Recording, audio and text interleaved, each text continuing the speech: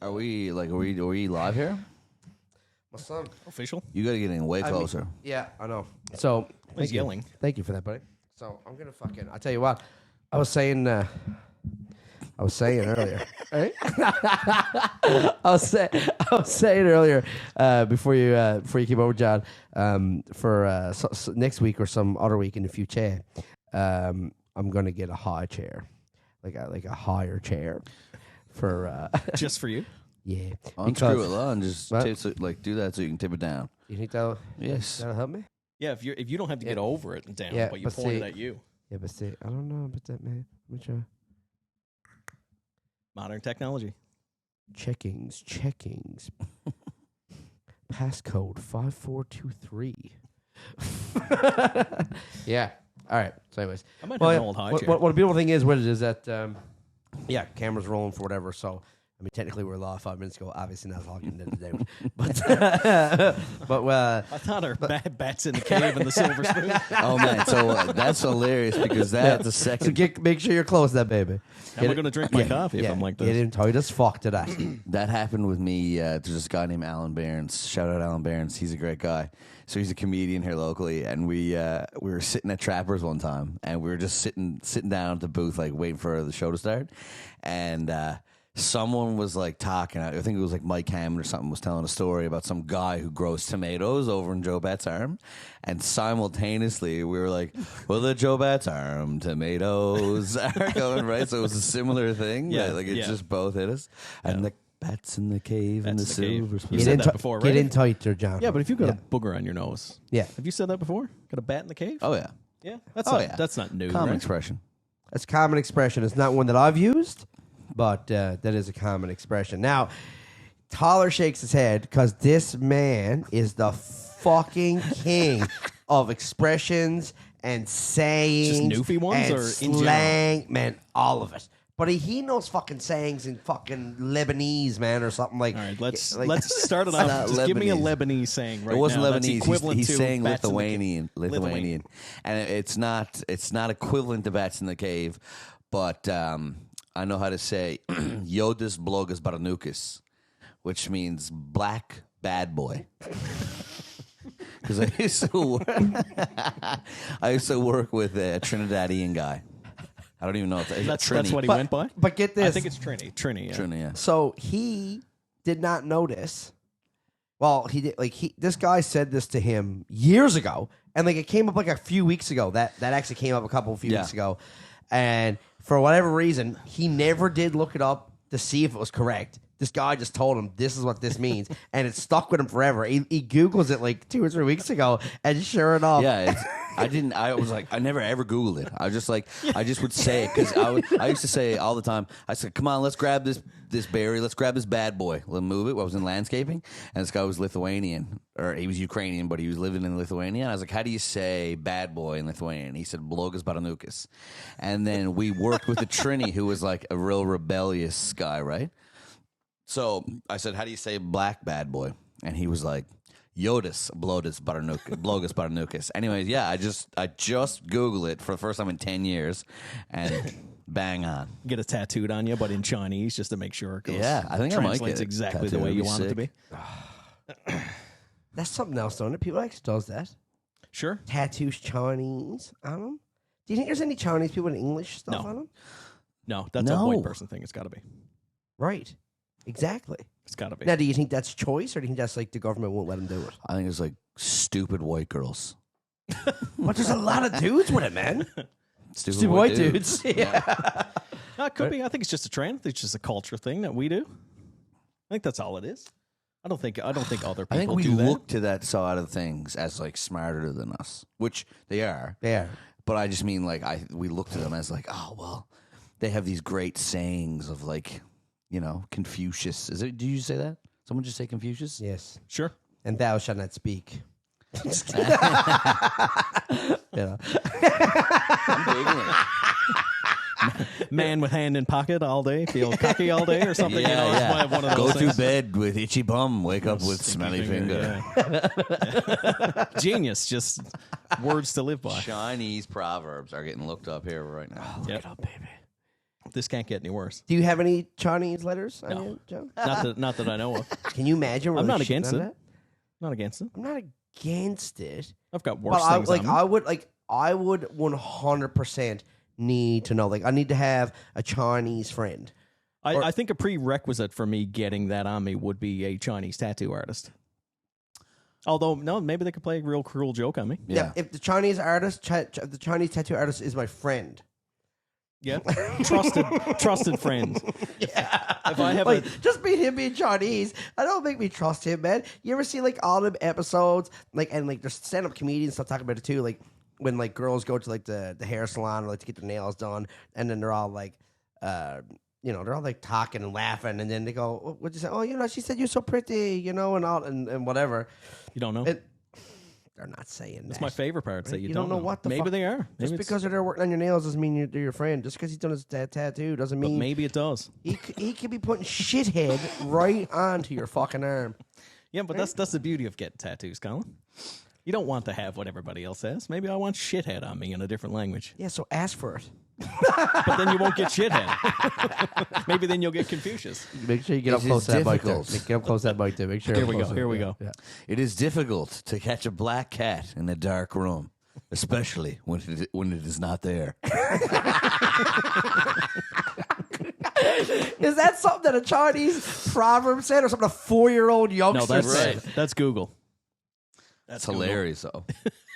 That and you know what's funny about that?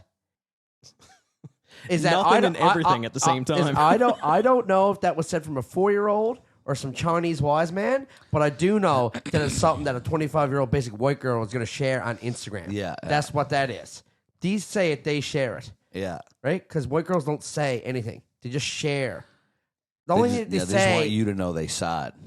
yeah, I've saw it. I'm not going to apply it, but here it is. right. And here's why.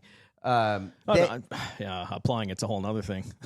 They don't ever apply it. Then again, I've said a lot of things I've not applied to. For sure, man. I've probably said 5 or 6 things before we I turn the read the mics whole- on now that I'll never follow through with. It's gone. I don't even remember what they were. If you weren't recording, it's gone. But there's always tomorrow. Yeah. So, John, so for anyone here just watching or not tuned in, I know it's 5 or 10 minutes in. This is my good friend, John Picco. Grew up together, played softball together, went to high school together, later worked together in real estate. John is a bit of a fucking human dynamo. Not domino, dynamo. It's Dynamo. D-Y-M. Dynamo. Right? Guys play guitar, drums, been in bands, been in drama festivals, and now he is a real estate extraordinaire. The Drama Festival is the winner right there. Yeah. I remember when you were in a play where you were like a soldier sat on a mine next to a tree in high school. You were in grade 12. And That was grade 12. Yeah. And I was in grade 10. And we weren't really buddies. Like, we knew each other because we played softball growing up. And we'd always laugh and carry on. But, like, we didn't, like hang out, like, call each other up, hang out type stuff. And I remember watching, and, like, I had no idea, like, that side of you existed. Like, I don't think any of my friends did, to be honest with you. I think I hung out with people for 15 years. We're like, you signed up for what? yeah. Jesus, you're the main guy? Yeah, so Tyler, like, it was this play. It was essentially it was kind of like, it was almost like a one man play. You know what it's almost like? It's almost like phone booth, right? Where he's stuck in the phone booth the whole time, and then characters kind of just revolve in and out. Right. It was like it's like that phone booth asking revolve. So he sat on a mine. He's a soldier, really in Vietnam or something. It's like or- an Afghanistan thing. That was that was all the news at the time, right? Right. So he ends up like taking a seat somewhere in the woods or something for a lunch or something like that, and then or take a break and Basically depressed a mine but didn't let it go. sits Okay. on the So mine. if I don't move, it won't blow up. Right. So I've he- seen that. I've seen like of other things like that before. Yeah. So now I've got to stay still for the entire thing, which was an hour. Oh, like actually? Oh Like, no, for real. Yeah. In for the real. he's up on stage and he's like, and he's up there and he's like there's no props. Like Right. I don't remember. Just a tree stump. yeah. I'm just sitting on a tree stump. Yeah. And The whole premise, I just kind of go back to you his seem to life. remember more of it than me. Is you're reflecting on your life because you're waiting to see if they're going to be able to get you out of there somehow. Okay. Make sure you tap the mic. But there's when you like turn. weather and shit coming in, so they've got to leave. So it's the whole thing if they're going to leave me there or not. Right. So as I think I'm going to die, I start thinking about all the different parts of my life, and all the characters keep coming back and forth that were like great to me and shitty to me. Okay. Going through his memories, so like the screen, like this, the left side of the stage with black and the right side, like will light up, and that, and what's being acted out now is a memory. Okay, cool. Right, and then that side blacks out, and then goes back to him. Fuck, man, like I'm never gonna get to see my kids again. Like when I never forget the time they pissed me off and such, and then it blacks out, and then the left side of the screen stage lights up, and it's another memory, like a children or something from his childhood or whatever. And I just, but I remember that, and I remember thinking, like, that was a great job. Like I thought you did awesome. Like you were the play essentially. Like, and you, like, you know, you nailed it. Sitting there sucked. I remember at the end you get up and it goes black. Basically, in the end, it ends with lights down, and you hear helicopters flying away because they had to leave me there. And then you just hear a massive explosion, which nobody's waiting for because it comes in like 30 seconds after it goes black, so you just think it's over and you got to make up your own mind. Yeah, right. No, it blows up, so everybody's really clear that you're smithereens at this point. To the point where it's like, Wow. But I remember having to get back through the curtain for everybody to get ready for lights up and bow, and my legs were gone numb, and I couldn't get there. And I remember a bunch of people coming out to get me to go back because I had to sit still for like 55 minutes, and my legs just went dead. I think that's what gave me diabetes. I think. It's like sitting on the toilet for too long. Oh, it's similar. man. Yeah, you get lost on a YouTube video and then can't get up. For sure. Fuck, dude. Maybe that's what happened to Nick's arm. So No, that was a different video. I'm going in on him today. That was a different website, different video. No, that'd be funny if it was. I thought he was there. But I think he's gone. But, no. Yeah, so your life is like flashing before your eyes kind of thing. Basically, yeah. You die at the end of it, right? You die at the end, yeah. You blow and up, because isn't there a part where like Don't spoil it. isn't there a part where because I remember what's his name was in it too, Chris Kelly. Yes. And I have not seen him since I blew up. right. So Literally, no. I might have seen him once. I'm not sure, but I seen his girlfriend or his wife. No, fiance. They're getting married, right? In Brooks, Alberta, on the Best Comedy Tour, and then we end up getting a cab to like the only bar that's open like after midnight in Brooks, and like and she was on the phone, and she was like, "Hey, talk to him." And I was like, "What are you at, man? Like, haven't talked to him since high school." He was always a character, anyways, right? fucking character, man. Yeah, Just one of these guys that conversation would just be like, Right. bang, like, I don't see you after this for 15 years. You're like, what's going on? It's instantly right back in, right? yeah. He just, I love that. Yeah, just a Good talker. yeah, just a good talker, bit of like just a beauty. Always a beauty. He was funny. He was in guy, that. man. I forget most of the people that were in that now. No offense to anybody who was. I forget people from things, right? Yeah, all the well, time. earlier you're saying you remember maybe 4 people from high school, which I found fascinating. I don't know, is that a diabetes thing, like fucking memory, or Probably. Like, No, I think I forgot them before I was diabetic. I won't say the name. in case you're friends. But I remember there was somebody. Me and Sam Hooper went somewhere one time and was in Marystown. Yep. Let's say we were at, I don't know, Mary Brown's or something. And we walk in and somebody walks in and Sam mentions their name. And I stick my hand out and say, "Really great to meet you." And when we left, Sam says, "You went to school with that guy for 10 years, man." And I'm like, I really didn't mean any offense by it. I had no idea, right? Yeah, that's a perfect you story though. Yeah. Like, really. And I don't mean any offense by it. Just so many people. I'm really good with numbers. Like one of those people where, you know, everybody remembers their social insurance number and stuff. I remember every debit card, every Visa. My passwords are really weird numbers and shit like that. But I won't remember your name 5 minutes after. I don't know why. Do you think it's diabetes or? Probably. Also, is it diabetes or diabetes? It depends on if you're eating oatmeal or not. That's mostly if it's a Quaker. It's a Quaker commercial. It's Beatus. I cannot wait for the super cut of your laugh all the time for this podcast. What? The super cut of your laugh What on do you this what podcast? do you like the compilation? Yeah. Just a blooper reel of you laughing. Compilate after like take a few episodes after 10 episodes, put them all together type thing. You mean? Yeah. Yeah, man. Every time that can be pretty cool, though. It's not a bad idea. or it's the worst thing that ever got made. It's like either the best, or it's like, really? Do we need 37 minutes of this? Yeah. Well, you would keep. Well, you could, but You I could. wouldn't. I mean, it depends. I mean, you do anything, you do whatever the fuck you want. It's really. I mean, you can put Chinese letters on your name. That's not even. I'd like to see the tattoo of the audio line of your laugh. In Chinese. Sure. Or in, what was it, Lithuanian? Blogus Yodis Baranukis. But in your laugh. You mean like the audio wave to my laugh? Could be anything. Translated. But isn't an audio wave the same? And we Do don't they know. look at the Yeah. Do we know? I'm not a, what would I be? Chinese? An audiologist? I have a friend I think they do that hearing took aids. like the wave of whatever, like of his DNA, and like wrote a song. So the music notes, like he took the DNA and like the music notes of that and like played it as music notes. It's like when you're listening to that song, you're hearing his DNA. Really? Yeah, Who's that? Luke. Okay. Yeah, he plays in the Punters. Okay. Plays with I Larry feel like he's Foley? asking us, does he play in the Like with Punters? Larry No, Foley? yes. I keep thinking, oh Jesus, Welsh. Yeah, I knew because I was. He's thinking- I was Welsh? thinking- no, that's the last name. I keep thinking Walsh, but I know it's not Walsh. I'm like, yeah, like that's Pretty cool. yeah, that's a lot of weed there, man. That's a lot of fucking weed. Like you got to smoke some pile of weed. To be like, I'm gonna take my DNA and write it into a song. I believe he. Jesus Christ! I think he got like a grant or he won some prize or something. Music and for it. Hell is Like, really that's- supportive. I mean, I was really sick. I Yeah. didn't even have a band at one point. Me and my buddy Brad Morgan, who's probably the most creative musical person I've ever been around.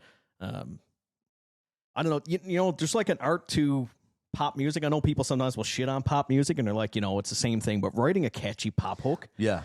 there's an art to that, and when you've got that down, it's magical. And my buddy Brad's like that. He can write a pop hook instantaneously, where it's like, man, this is a hit Right. This should be anywhere, on the radio. anytime. Right. And he was like that. And he had a bunch of songs one time, and I was living upstairs with my brother in a place, and he had the basement apartment.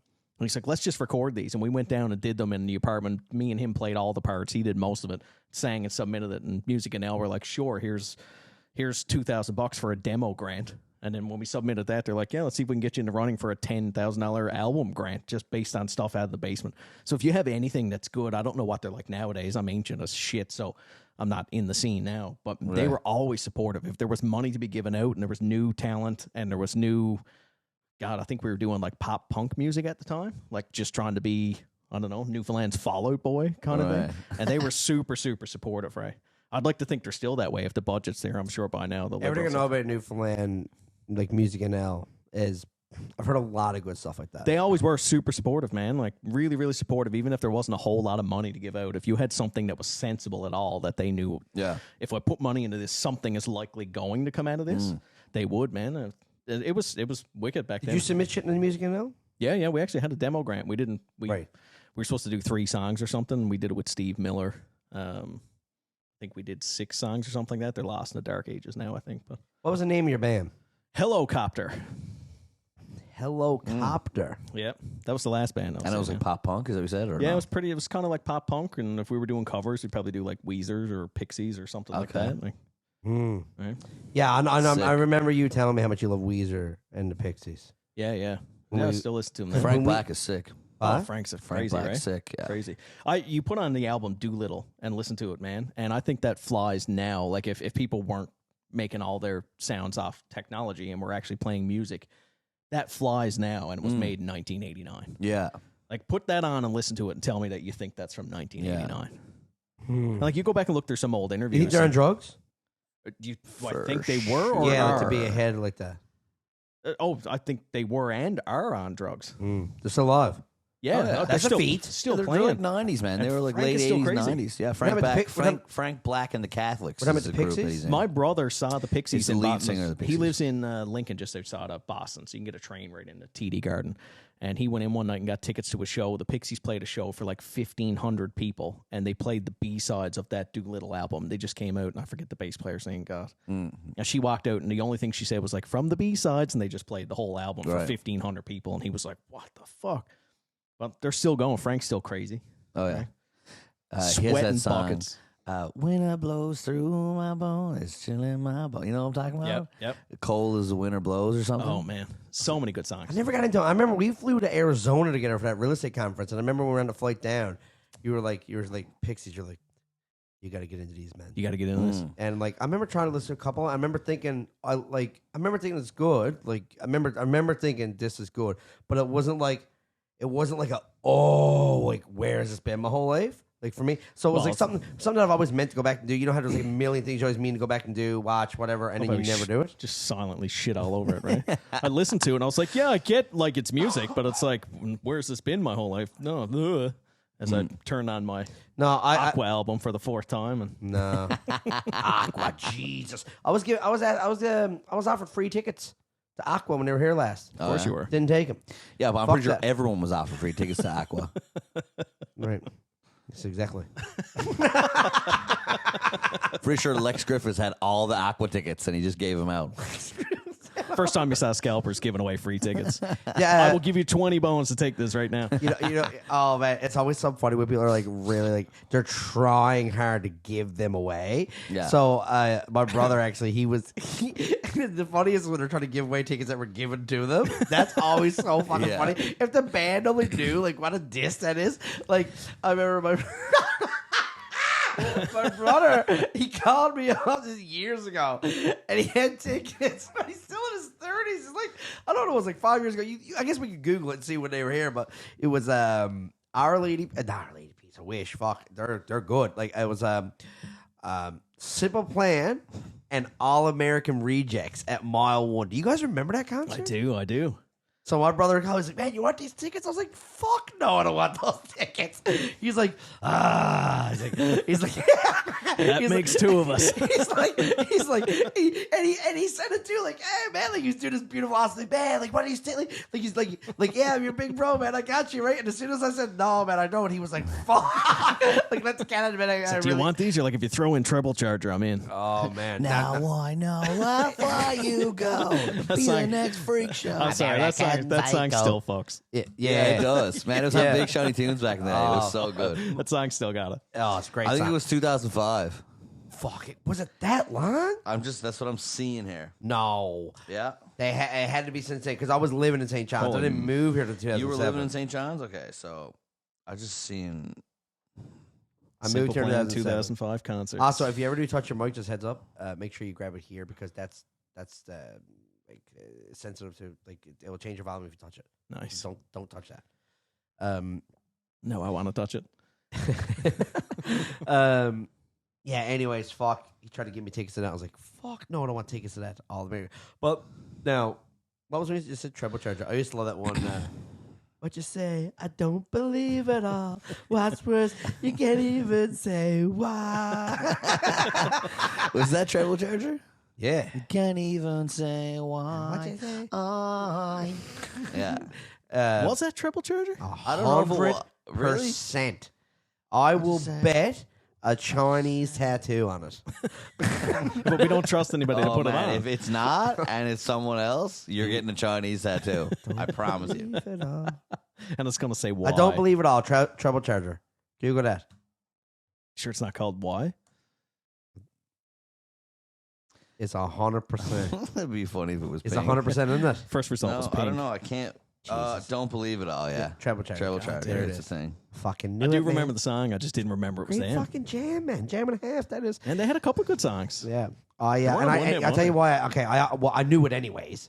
But the reason I knew it so 100% confidently is I just took a piece out of that song 2 or 3 weeks ago and put it in a little video that I just put together. I just edited a funny video together. I love how he's right from memory, but he was just using it 6 hours ago doing a compilation video. We get on YouTube. It's here's Colin reacting to I don't believe it all video. Colin, this is 3 hours ago. What the? So I love Warzone, as you know. Do you? I wonder, just to test to see how this picks up on the mics too. Yeah. You know what I mean? Listen to that riff. Yeah. Right? Ooh, What a jam. takes me back. Yeah. For midnight And that you sweet voice. yawn. Just get a Chinese tattoo. Man, I might actually like this better than Now You Know How Far You Go. Right? The song is wicked. This does kind of remind me a little bit of Simple Plan or something like that, though. Oh, yeah. Now, if you played it too long, would this get like ripped down from YouTube? If you keep that playing too long in the background, maybe like over 30 seconds or something, would it not? Yeah, let's see. I don't know what the rules are now. Might as well try. Yeah, If you're not getting ripped off YouTube, you're not doing it right. Yeah. that is what this is. Did you say you got a show out of town tomorrow or next day or I'm something? supposed to. We just canceled it. So Oh, really? yeah, and I haven't get a chance. So to I'm like supposed to- salting a freshly open wound, am I? Buddy, I'm so rotted about it. What happened? Like I saw something. I'm like, I'm going to ask him about that. No, it's canceled, you asshole. Yeah, no, man, just didn't sell Tough enough. crowd. Just didn't sell enough tickets, man. Where was Like, it? Grand Falls Classic Theater, and like I've sold that out. I went there for my very first time on my own in 2014. So from the time I first did open mic to boom there to my own tour was 5 years. I've been going back every year ever since, and like that one time it's 200. I remember I had like 100, somewhere between 120 and 140 or something like that. My very first time. It's been sold out ever since. Like anytime, whether it's just me or me and the boss or part of Samfest or So whatever. who was going? You and Brian? Me, Brian, and Paul Warford.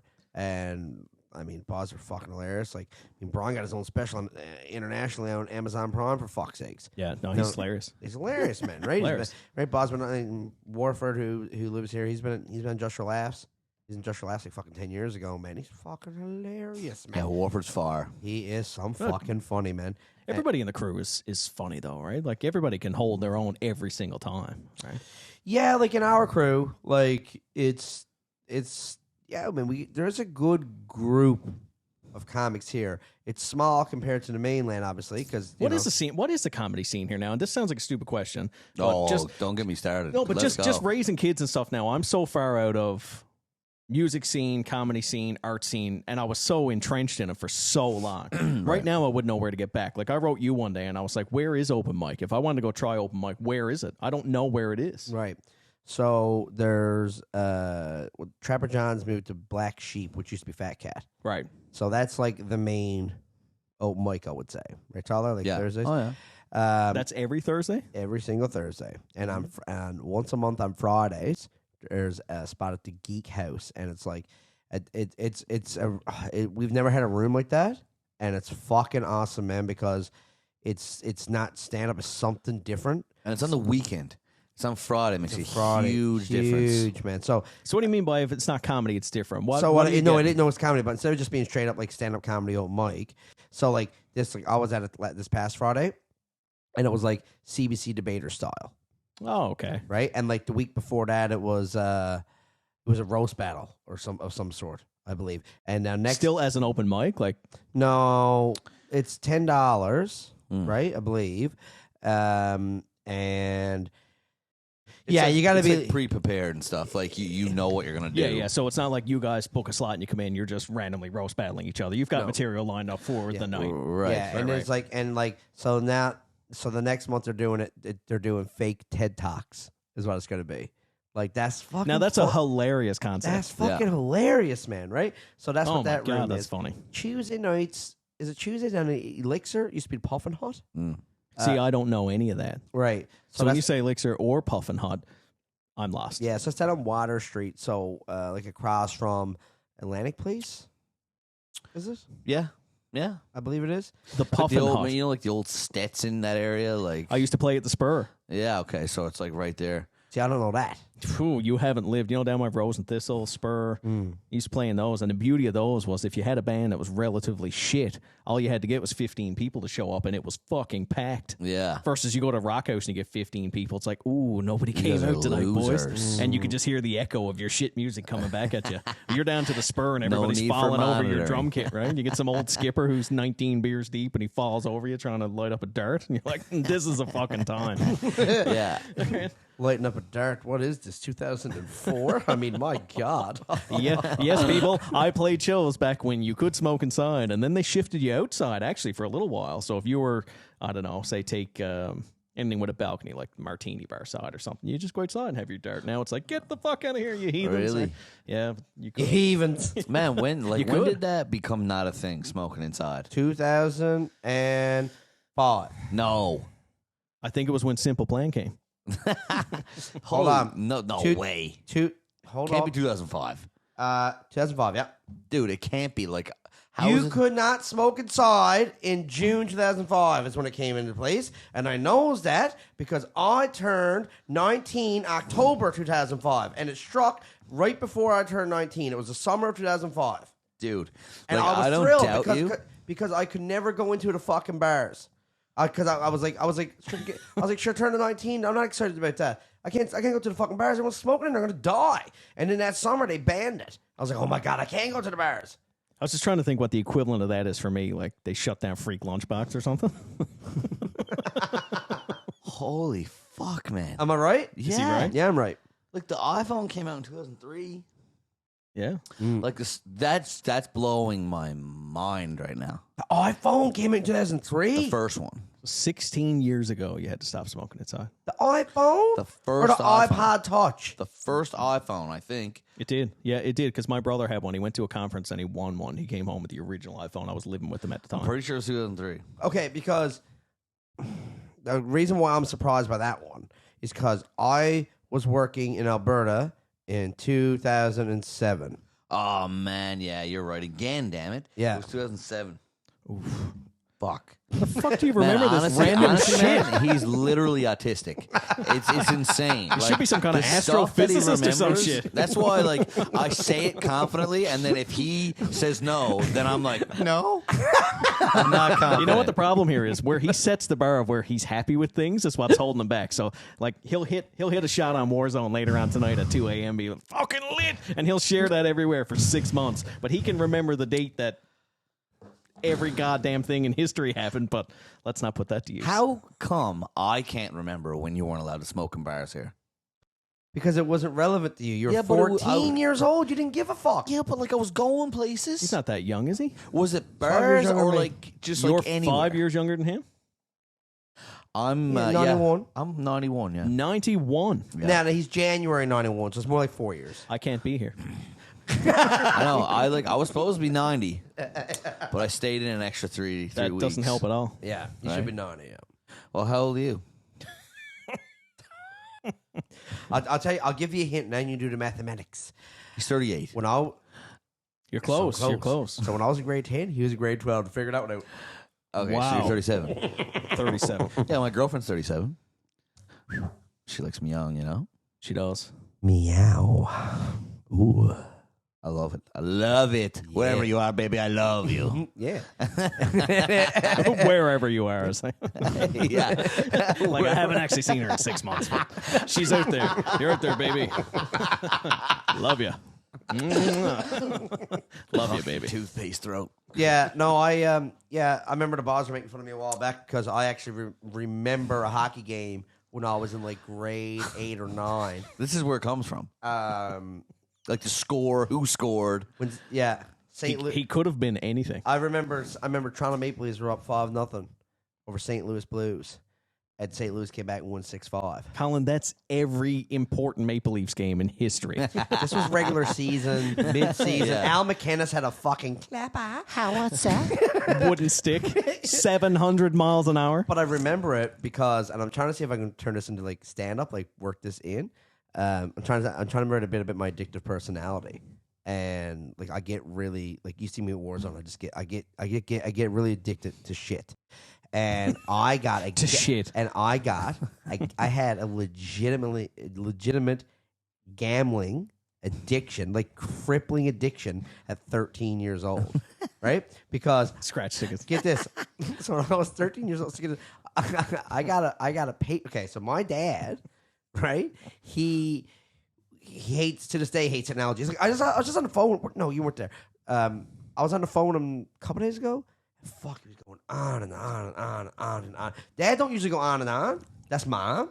Dad's usually really short conversations, only 5 minutes. All right, well, goodbye.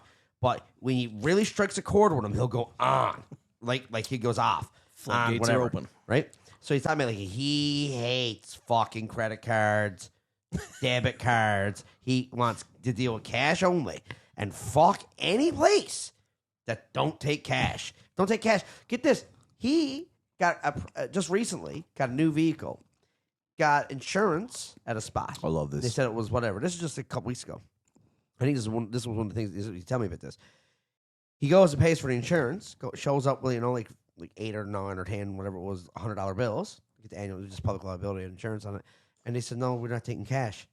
What do you mean not taking cash? So he says money. And they're like, no, credit or debit, right?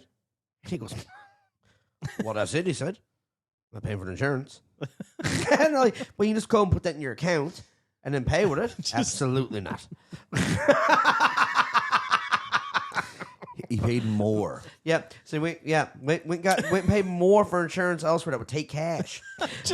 just to spite. Yeah, and it's not That's even hilarious. Yeah, and just out of spite, and it's not even like doing anything shady and don't want the government to know what kind of money's made. It's not even doing that. It's out of pure fucking principle. Like he hates Pure spite. Pure spite, and he hates credit cards. He hates all that shit. It draws him fucking badly. He hates like smartphones and not like all this stuff. He can't right. It draws him nuts. I think that's an age thing, though, right? Like, yeah, I'm kind of like that like, with social media to some degree. How the fuck did we go down that rabbit hole? Where were we? You were talking about St. Louis Blues. yeah, Right. like your gambling addiction. Right. So Al McInnes got you addicted to scratch tickets. I wanted to get.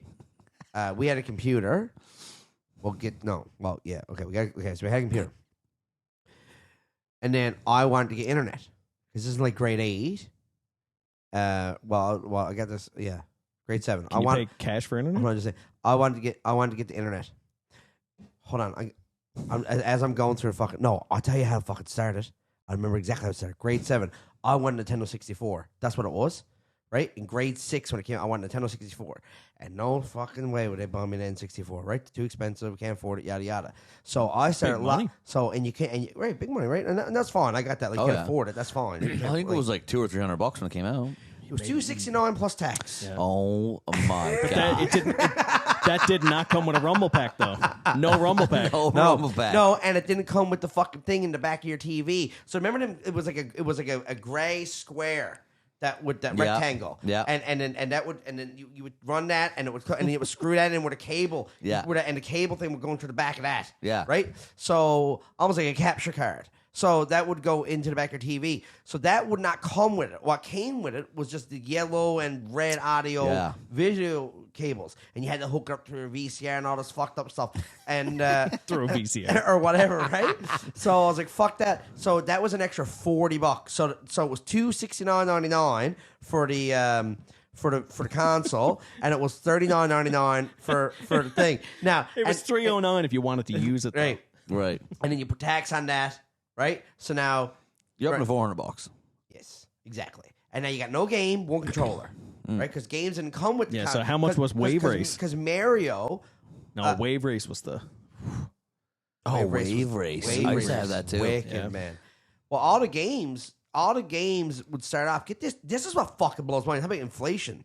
This is fucking nuts. Is that back then, when minimum wage was like $5 an hour, not even. Jesus Christ, not even. Right. They were $99.99. Expensive. Plus The tax. games. The games. They're very expensive, yeah. Very, very fucking expensive. And then PlayStation came out, right? And which was discs. And it was, what the fuck is this? And the games were like $59 and $69. And that was a big fucking deal because on the cartridge on N64, they were $99.99. If you get a game $89.99, it was like, holy fuck, boy, what a deal on this. Right? So, and the reason it hit so close, and I remember it's because I had to buy all this fucking shit because mom and dad would do it. So when I was in grade 6, I was like, I want to get one. So I for a whole fucking year, I was saving up every bit of birthday money, every bit of Christmas money, any type of fucking thing, do chores around the house, get $5 because I cleaned the house up or something. Then, tidied up my room, here's $5. Selling bottles. Put that away, right? Almonds. And then Troy Pitcher. Remember Troy Pitcher? Not at all. You don't remember Troy Pitcher? Not at all. Of course you don't. So he was 2 years older than yourself. But he, anyways, he had a paper route. He used to deliver the Southern Gazette up in Buren Bay. We took that over, I think. Actually, my brother did it, and then we used to do Gazette. Yeah. But further up. Yeah. You were in Like South Palm. Appleby area. Yes, exactly. So I did it for Buren Bay. So I had the Gazette. And I went up to Troy. I was like, listen, when you quit, Skrilla. when you go to university, like, I want this paper route gig. I was 6 years old. Started lobbying for that. Started putting that in his ear.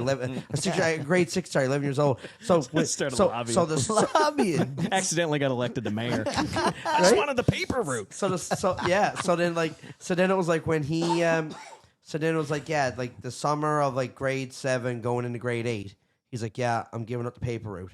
And I was like, he's like, it's yours if you want it. He said, but whatever. I was like, perfect, boom. Is that like buying a crab license? So I started getting a paper at grade 7. So then I bought an N64, and then I wanted a computer.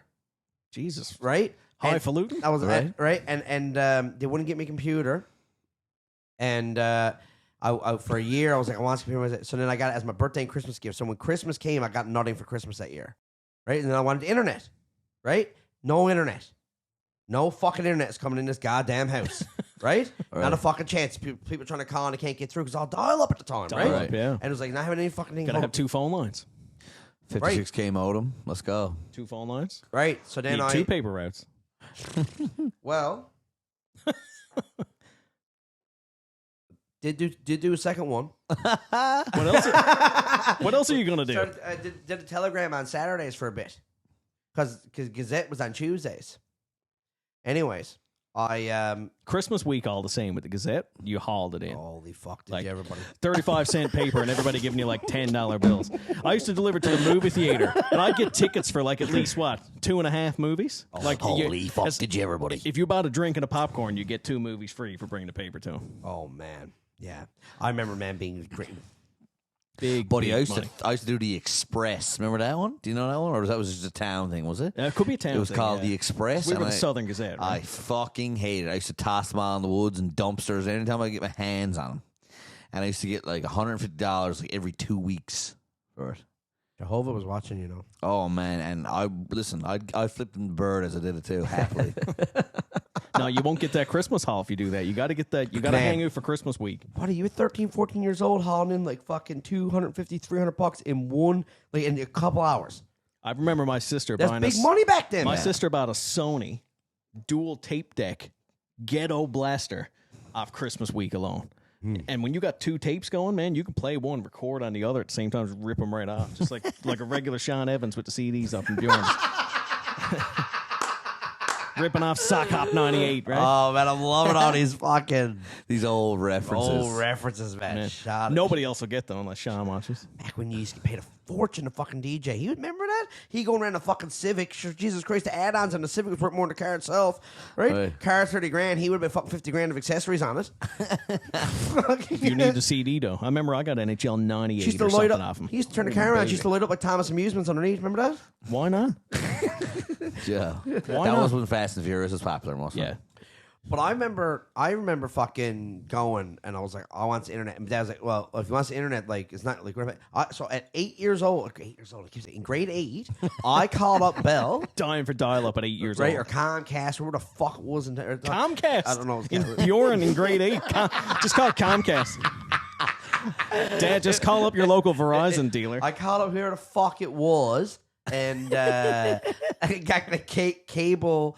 No, because that would have been like fucking. That was dial-ups. Whatever the fuck that was. Had to get that, and the only way it would come in the house, the only way I could get dial-up to come into the house was if I asked up, hey, there was a service that if somebody called, it would come up on your screen, and it would say, you know, like Goldie Hollett is my name, is, you know, 8911 number is called Goldie Hollett. So if you knew that, then it would say, like, what do you do? And you click the button, boom, disconnect. Then you would disconnect from the internet, and now your phone would start ringing.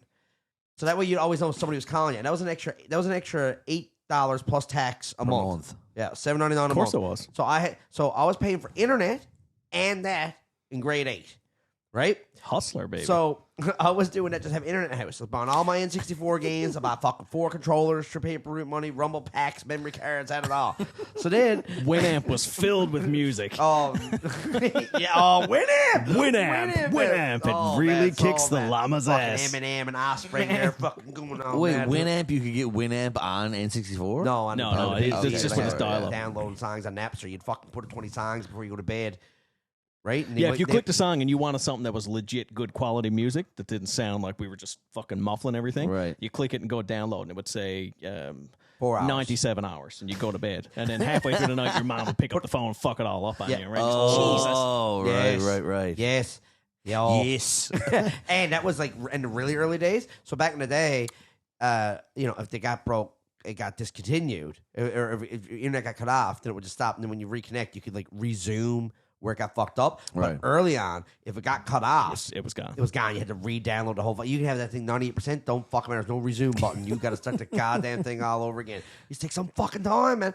And we, so I had that. Anyways, Brown's Grocery was a convenience store in Buren Bay. And they would sell you Pro lines at any age. No, you did not have to be 19 plus. No, I think it was a one drink He's minimum. heating them out though. here now, right? It was a No, they're closed down. one They're drink closed. minimum. They're closed Of down. course they're closed. Of course, by law, they're not allowed to stay open. If they were closed down, I wouldn't heat them out. But the cops gives a fuck, anyways. But they, I remember being there. Not to keep getting distracted. I remember being there one time. There was a bunch of, I'll say, younger kids. So let's say I was 16. They were like 13 or 14, and they get you outside the store, and they're like, "Here's $20." At the time, I think a dozen was like $6.99. But they're like, "Here, can you go and get us a dozen beer?" I'm like, "I'm not old enough." They're like, "Can you just try? You're older than us." And I remember bringing it on the counter, and the old skipper was like, "Huh, you old enough to buy that?" And I said, "I hope so. It's on the counter." And he went, "Ho, ho, ho, ho. Ching, ching, ching." Here you go, young man. Humor. Yeah. Enjoying it and shit faced in the streets. he's going places. Yeah. Right to the woods. You're like 70 pounds with a big baggy shirt on. I'm wearing my brother's I jeans. hope so. It's on the counter. Dressed like crisscross. It is on the counter. Yeah. Dressed like crisscross. You can get Pro lines. All you had to do was get your parents to call up to the convenience store and say that's okay. Give them a green light. If the parents said it was okay, then it was okay. Can you right? put that on tick? Yeah, because they knew, sure, if not, all I was going to do is fucking parents are going to go out and fucking buy it for you anyways. So Right. fuck it. You call us up to the store, then that's it. So I used to go every fucking night. Just take a toonie up to Brown's. And Toonie. And $2 on Pro line. Turn that into $5.75. And anyways, I was on like a fucking Heater. I wish Couldn't lose. like a month Yeah. or more losing streak, man. Like fucking haven't won a goddamn maybe 6 weeks, man. Like just $2 going out the fucking window every fucking day, right? Big money. So I'm there, and I had like a parlay, 6 teams, right? Fucking got 5 of the games, won. And I'm up as 5, and I got Toronto picked to beat St. Louis, and they're up 5-0 in the third period. And I'm like, today finally gets my fucking 16. And most you can do is parlay 6, and I won 5 of them, right? Fucking right. Well, buddy, blew the whole fucking thing, man.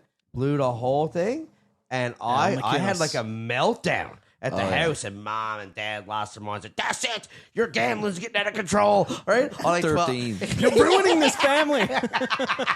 Oh my God. Just seeing your pudgy ass in the Browns going down through the things and coloring the bubbles in. I wish. There's not many things I could wish back to myself to be a fly on the wall. To see you there.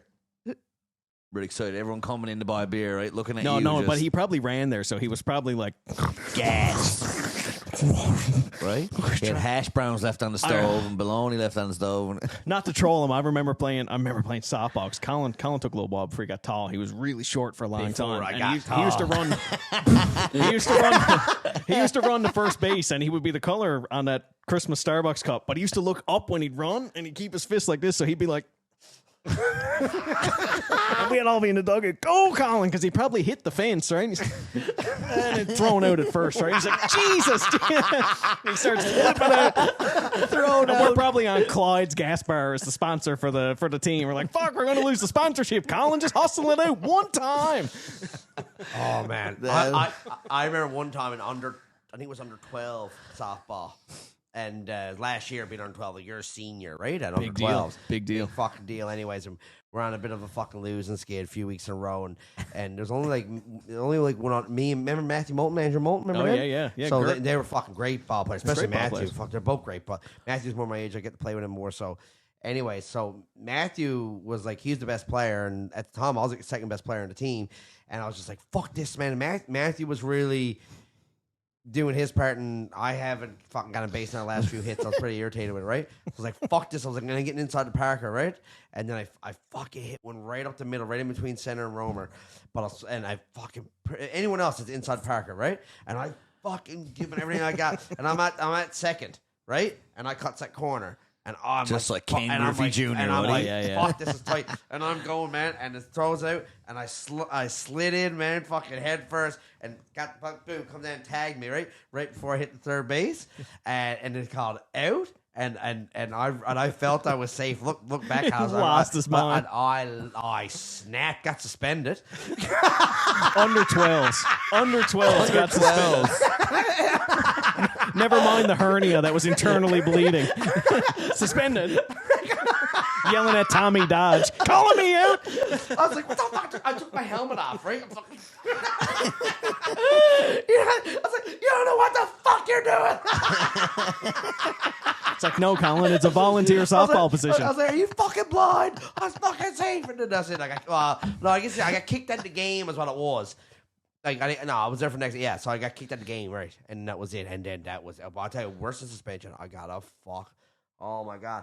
People ask why not do more, like, because I thought I never got drunk until I was 20. Right? There was so much stuff that I didn't do, and people were like, why? I was like, but because when I was a kid, right? Because I was like 12 then.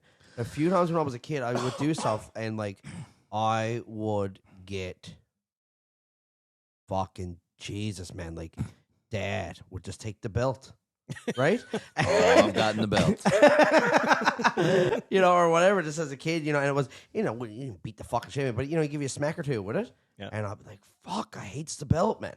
And I then could see that. Yeah. If I had that happen to me now, if I went home, my wife was like, "You were out too late. I'm getting the belt." No, Jesus, not the belt. Anything but the belt. Anything but the belt. And it just smartened me up young because, like, I used to get grounded. A few times I got grounded. What was your worst grounding? You ever get grounded?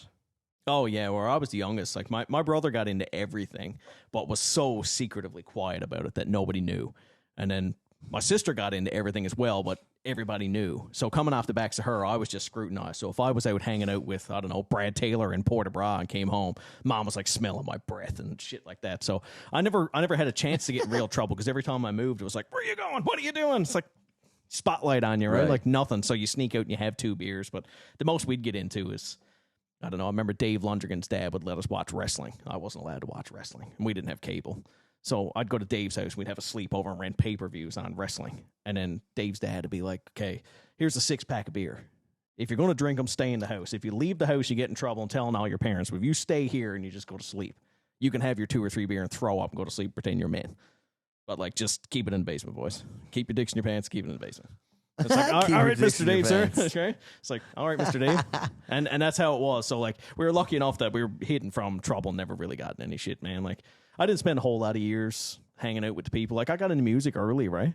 Like, I got out of sports and got into music real early. So we were playing, like, shooters and Dory and stuff like that when I was young, like getting waivers signed to play, but I had to go home right after and stuff like that. So I was happy to trade that shit off to be able to go play. And as long as it meant that I got to play, I would forego getting drunk and getting in trouble.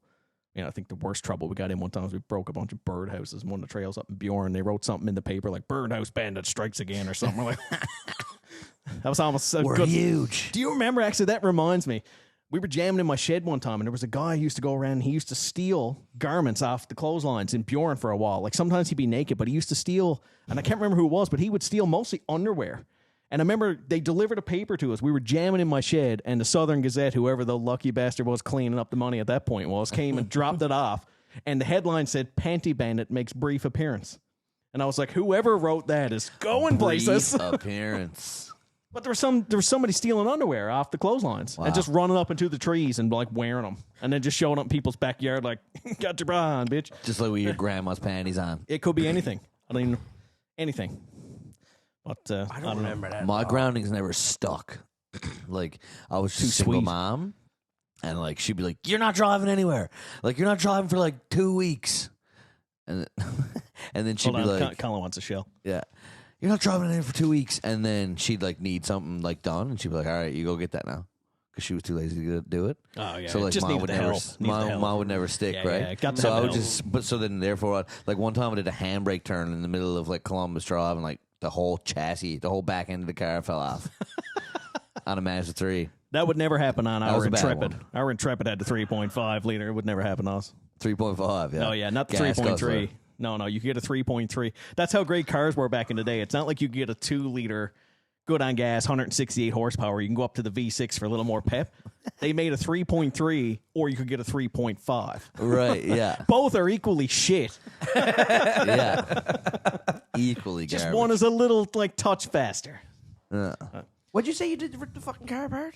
I had a crew of fellows in the back of the car. Handbrake. I was flying down Columbus Drive, and one of the boys said, do a handbrake turn now. And it was like a 2008, like Mazda 3, I think. Something like that. It's got to be that. And I was going about 60, 65, and I just hauled on the handbrake and just completely did a handbrake turn. And whatever stress or whatever that put on it, man, the back axle just, boom, came right out the car. She came right down on the tires. Holy. And then I was like, all right, well. So, I mean, I obviously lied and said, like, I just hit a pothole or something. You know what I mean? Sure you I did. didn't say, like, Mom, I was just doing Dukes of Hazzard shit, like, in Columbus Drive. Or, like, yeah, I got grounded no matter what. But then it didn't stick. Because you had to go pick up a new I car. had to, like, go get milk or something, like, in Or a you week. had to go to the garage and get the Yeah, I car had to go back to the and garage, shit right? like that. I never really. The only thing I ever actually did that I shouldn't have been doing and like never did get caught with, was we had a thunder and lightning storm one night, and I was up watching TV when I should have been up watching TV. You fucking rebel. Stop. And I was watching the living room TV, and this was an old relic of a TV, like this. Open the top, it had a this was record one of player in it. Yeah, and it was like one of these like big, massive box TVs and the speakers on the sides. Because it had an 8-track unit inside. And the TV just laid on the floor. It didn't go on a fucking stand. Like, it was all one big unit. The TV's almost like built you need into Paul a unit. Bunyan to pick it up on a stand, yeah. for God's sakes. Yeah. It's like 7,000 pounds. So I'm there watching that, and we had a thunder and lightning storm, right? And this is like fucking 1:30, 2 o'clock in the morning, school night, mind you, right? And I'm young. Anyways, I was up watching Showcase, right? Red Shoe Diaries. After hours. Right, because you know, David Duchovny and Red Shoe right, because Diaries. you might get to see a tit or something, right? Yeah. And A lot of heavy petting over clothes. right, so I'm there just trying to fucking see a tit, right? And the thunder and lightning mounted. Like, But didn't you have dial-up internet? You could see. He's definitely yanking himself off, too. Oh, 100%. 1:30 in the morning on Showcase. 100%. You're a chronic masturbator. But all that dial-up. He had 2 paper routes going to pay for dial-up. He's probably downloading Spice Yeah, he Girls coulda pics got hookers. all day long. He could have had hookers. At least once. Right? No, not Mirren Bay. Red Shoe Diaries. No, man. Anyways, I was watching that, and then fucking boom, fucking power came, and turned Zap the TV. right. So I was like, oh, okay, Killed fuck. So I was like, fuck, power's out. Anyways, next day goes fucking turn when the power's back, turned it on, just black screen, gray Blew screen. the tube on him, right? Right. I was like, fuck. So anyways, and Dad was, and, you know, and fucking car sales. I mean, you sold cars, right? And it was a bad month for that, and not a lot of money or whatever coming in. and all of a sudden, that TV's it brings the fucking the TV guy, right? The guy American, you know, everyone brings. He's probably the guy stealing everyone's underwear. Fix TVs. He brings it down. He goes, boy, this thing is shot. And then he says to Dad, he goes, the way that this is gone, though, looking at it, see, this TV had to be on at the time for it to be out. Where electricity came in, and Dad, The tube burnt the picture of the tit on the screen. He's like, and you can see the Showcase down in the bottom. yeah. And Dad was. There's a picture-in-picture You know, photo. the funny thing about it, He's got a car antenna and he smacks it. He's like, that is a nipple. Yeah. Somehow, too, like Colin jerking off got burned into it, too. Who do you know who would have been up at 1:30? Goes back to the weather chart. The storm was at 1:30. Who would have seen that nipple at 1:30 in your house? Yeah, because like we all went to bed at like 11 o'clock or something, and then a couple hours later, I fucking got up, snuck into bed, and turned on Showcase, right? And Nipple time. yeah. Anyways, and then that fucking happened, and like, he said I had to be on though. That's the thing. I thought we turned everything off before we went to bed, and I was like, and he couldn't remember it was off, and then he couldn't remember maybe he was supposed to turn it off, and he didn't turn it off, right? And he's like, First he was in shock. Who was looking at the tit, G-Roy? and then I was just like, I don't know how I turned it off before I went to bed. You guys seen it? I don't know what happened. I don't know. He doesn't know to this day until right now. And I was like, yeah, I was like, maybe with the power coming on and off, maybe turn the TV on, right? And then when it got zapped out, you know, who knows? But I mean, that's just weird. But You don't know technology. That sucks. So I guess when I had to get a new TV then, right? That was a big fucking deal in that house at that time. A lot of money. All that shit was expensive. Man, TVs were so expensive. I bought one like 2008, something like that, 2009, like, and I bought like this sound system that's over there, them towers, Right. and then an LG 47-inch 240 hertz TV, right, which like now is like $500. At the time, $1,700. Yeah. Right? And like those Panasonic, you know, I don't know if this is the one you were talking about, but those ones that like the big box, like they're rear projection or whatever, right? So they're just huge. They're like 50-inch, but they're just a huge, massive box. Yes. Right? Or like you get the Panasonic, they slimmed them down. They were still large. Man. And they were still large. Huge. But like those were like $5,000, $6,000. Oh my God, yeah. First 1080p that came out was like $5,000. I remember seeing them at West End Electronics. Right. I was like, West Electronics. We're talking about the place Yeah. the other day. Gone. yeah. Gone. I used to buy everything there, man. Well, I mean, Yeah. you know, when everything moved uptown to be the only store in that part of town. Yeah. I'm sure the rent was cheap. Right. Like, who drives down to Those the end TVs of, weren't. Yeah, holy cow. But just talk about nostalgia, man. Like, even driving over here, like, even cruising by Stockwoods over there and seeing that's still closed. Like, Yeah. almost makes you cry. Like, it wasn't even a Friday night if you weren't timing your beer pickup perfectly to get in between the two robberies that were going to happen to get your case to go have a tear, right? Like, the place just boarded up and closed down over there now. It's just I get what, because like they close it down just like, all right, like we're retiring. well, the family, yeah, nobody picked it up. and they put it up for sale. And like Because everyone was coming out from Viking Road, just limbing the place every It was week. probably 3 times a weekend. Yeah, like everyone coming up from Muskogee Crescent down over the hill up there, right? Like Beathic Street. Boys just coming down, just didn't give a fuck. Just limbed the place. And then you had everyone down the other end of it. It was getting hit from all angles. so when you worked at 911, did you get any calls? Well, we didn't look at that was RNT. So you wouldn't get it. We didn't get it, yeah. But like, I mean, you hear things on the streets. Did you get any armed robbery calls anywhere? Oh yeah, fuck yeah. It's like six Like pizza- stores? six pizza subs. Yes, all kinds, man. What's the most fucked up one? The fucked up robbery or like Robbery. Jesus. Normally, like they'd call after they were gone, right? So, Right. like Yeah, they're not on the phone with you while it's going on, No, like a I get hostage that. situation or anything, Yeah. right? So they just come in, they'd brandish a tire on it or Were something. you working when all them fucking backhoes are going through all the fucking buildings trying to steal the ATMs? Yes. Yeah. Fuck, man. Oh yeah. I don't.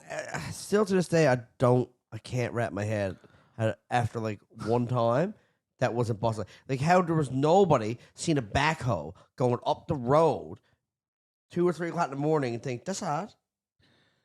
You know what I mean? But maybe they don't care. Like, if you left here now and you were like, I got to go to Paradise after this. If I leave here and there's a backhoe goes down your street, I'm not going to hang Okay, out. well, okay, but Yeah. yes, right, Like, right. he puts the bucket in your house in normal times. Steals your speaker towers. And I agree in normal times. However, what's today? Wednesday? So let's just say, since last Wednesday, there's been 3 fucking spots that's been broken into the backhoe to fuck the power of the night since last Wednesday. You know what I mean? Like, and it's all everyone's talking about. And then you're right for a drive some night. It's 2 or 3 o'clock in the morning, and you see the fucking backhoe. Like, that's gonna click to you. Like, you're gonna then you'd be like, oh, that could be the fucking 4th one that's going around. It's happening. Like, but that happened like 7, 8 times, man. Jeez, boys, weirs are busy tonight. What? There's one major flaw in the way you're thinking. Cops don't give a shit. Yeah, but Most of them don't. Right? Like they'll drive by that and be like, nah, I want to go home. I'm tired. Fuck it. It's probably Kellaway's construction. Right? And then they'll just and then, and then they go to bed because they're tired, and then the guy on the day shift got to deal with, the ATM just scattered all over Kemount Road, right? That's what it's like. Like, I'm not saying every cop is like that, but like having known cops like I do, most of them don't care. You know what I mean? Like if it's just, I just mean like if it's just a thing driving down the road, it's not weaving down all over the road. They're just like, nah, I'm sure that's not the guy. Right? Because it's like, it's not my problem. I'm going home. I'm fucking tired. Jesus. Yeah. Look at the time. Maybe I can still cork the wife right open. Right? I could I could follow him to Scotia, or Right? Man, like the best. I will say this story without saying any names. The best backhoe story is there's an individual who's no longer with us, and he took a backhoe. I believe it was like this is a secondhand story, but I believe it was snowing and like pretty heavily. And then he took a backhoe to go steal something, to break into something and steal either the cash, either use it to smash and then get inside to get the cash, or like take the ATM or whatever it was. And he didn't know how to drive it. He wasn't a backhoe operator. And he got stopped by the police. Like he did it, the alarm went off. I think he left, and then he drove by or something again. And I'm like, this could be completely wrong, but it's close. It's close. maybe they didn't show up. And they asked him to help him plow the lot so that the cops could get in there. The cops could get in there to like better, and he didn't know how to plow. Like he was plowing with the back side of the bucket, like. And that's a true story. There might be some parts that are wrong, but that's a true enough, story. Though. Like, yeah, that's enough body of a story to be Right. like, that's a good But story. remember the one someone held up a bank here in St. John's with a rock? Remember that? Oh, You yeah. know how much damage you can do with a rock if Yeah. tossed correctly? Wasn't it a missus? Didn't she go into the bank like BMO over on Elizabeth Avenue with a rock and held up the bank? Churchill Square Where's Church is Square? always getting robbed. With rocks? Not rocks. They come down from Paradise with the rocks and everything, right? Yeah, that's what the rocks over there. No, man, just. But they're literally just trained to like not be heroes, right? Oh yeah, you want this coins that we have all here from like this 80-year-old grandpa that just came in? I Sure, know, but to take me, it. it's not me. I'm not making fun of the people that's getting robbed by the rocks. No. I'm making fun of people that think I'm going to rob a bank. Rocks should do the trick. I guess if you do that one time and it's successful, you're like, well, that was pretty cost effective. Also, cocaine will make you do anything. Yeah. if you're smoking rocks, If you're smoking rocks, you're going I robbing think it's a rocks. good idea. You can probably throw a rock pretty hard if you're on a good couple of rips. Oh, 100, bro. Right? Like, you can toss a rock Yeah. behind a till pretty hard. Oh, 100%. And she's 90 pounds. Maybe she's, I threw a rock at someone one time and got grounded for it. It was bad. Yeah, you should have. I should have. That's an asshole thing to do. I was There's a grade one. pun there Grade somewhere. one. Yeah. Right at her face. grade one. See? right in the face. Yeah. Can you imagine? Yeah, some missus. She's being a bitch. He didn't even know her. Just some misses. He just didn't like the cut of her jib. Right at her face. And she's being a bully, being a bitch. She's like whatever. She's a year older than me. I was at the bus stop after we got out of school. I can't remember what the fuck was alright. I just remember picked the rock up. I said, "You say that once more." Someone said, "I'll throw this." And they're like, "No, you wouldn't." I was like, "Yeah." They're like, "Dare ya?" Yeah. He's like, I was well, that's enough for I was me. like, "Don't fucking dare me." I was like, right? And they're like, "You wouldn't do that." And I fucking, when they said you wouldn't do that, I held up and I fucking gave it everything I had, and I hit her, man. I hit her. David and And the Goliath. fucking the nose was fucking bleeding. There was a cut there, man. I remember the rock was nice and smooth too. Great for skipping, Dude.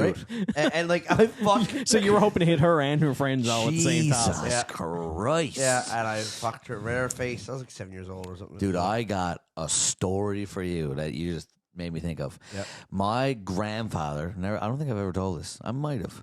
My grandfather used to live over off Thorburn Road on called Exmouth Manor. There's like these, like right next, that Bible store? Yeah. Across the street, there's like a couple apartment buildings. Anyway, used to go over there. I was probably 8, 9, 10 at the time. And go over and hang out there, and they'd babysit me when my mom would do stuff or this or that, right?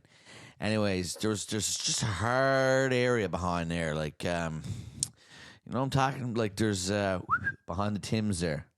Like Going up there's Mount like Sion when you turn Yeah. in like Cumberland. Cumberland. Yeah, yeah. So at the time, like I was from Mount Pearl, like I lived in Mount Pearl, and so like it was a little more uppity than that area, right? I wasn't used to this breed of individual. So I went Precision out. of the rock I throwing. went outside to like play basketball on this old dilapidated basketball court, and it was rusty. There was no mesh. on the nets. Like, I just remember being like, where am I? Like, am I Middle Earth? Like, it was like I wanted to like go out and play, but I just immediately wanted to go back in. And there was like these skeety kids that started talking to me, my age, maybe a little older, maybe a little younger. And there was these broken bottles all over the court. And we started taking up, like, I made quick friends, fast friends, like, even though they were scary. And I took up, we started throwing the, like, unbroken pieces of glass at the backboard of, like, this metal steel backboard. And, oh, man, I'll never forget this rest of my life. And I took up the bottom of a bottle, like, thick disc of glass, jagged thing of glass. And I fucking whipped it at the back of this thing, right? And it curved pew, and hit off the backboard and went down and lodged in this kid's head. Like, not deep, like I didn't kill him. But it's stuck in there. But it's stuck in his head. And he went, ah! And I went, ah! And we ran 2 separate directions.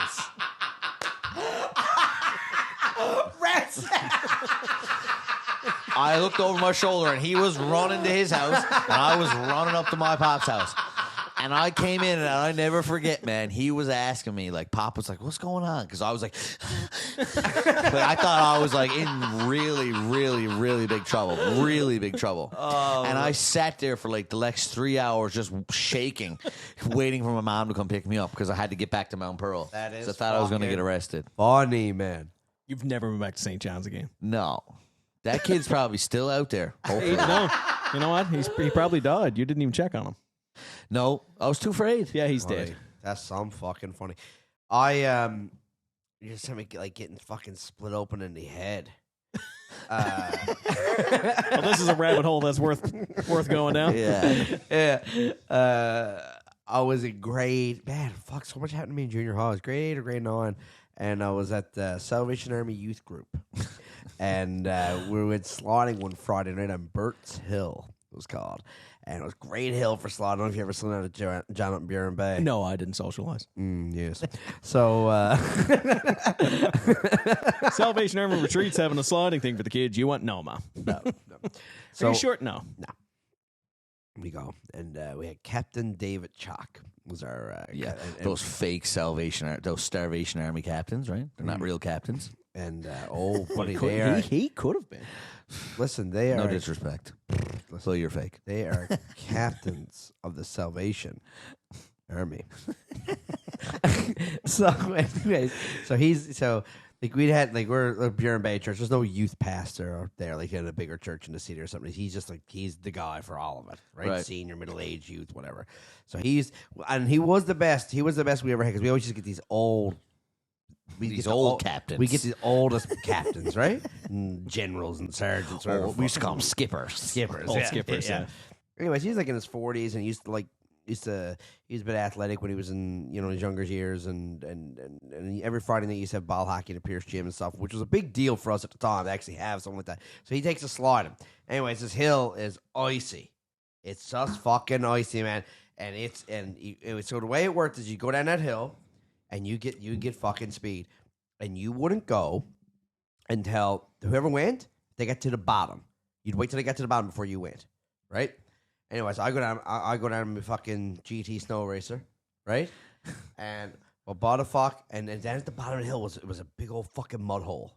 So you always used to jump off your sled, right? Because you didn't want to go down into the fucking mud hole. So anyways, I'm almost there, fucking jumps off, right? Turns around, he's fucking. Fucking flying right at me. He didn't wait for me to get down the hill. Now he's the fucking leader of it all. He's like 45-year-old or whatever, right? Right. He, boom, coming at me. I was like, and I jumped one way, and he turned the same way. We trying to get.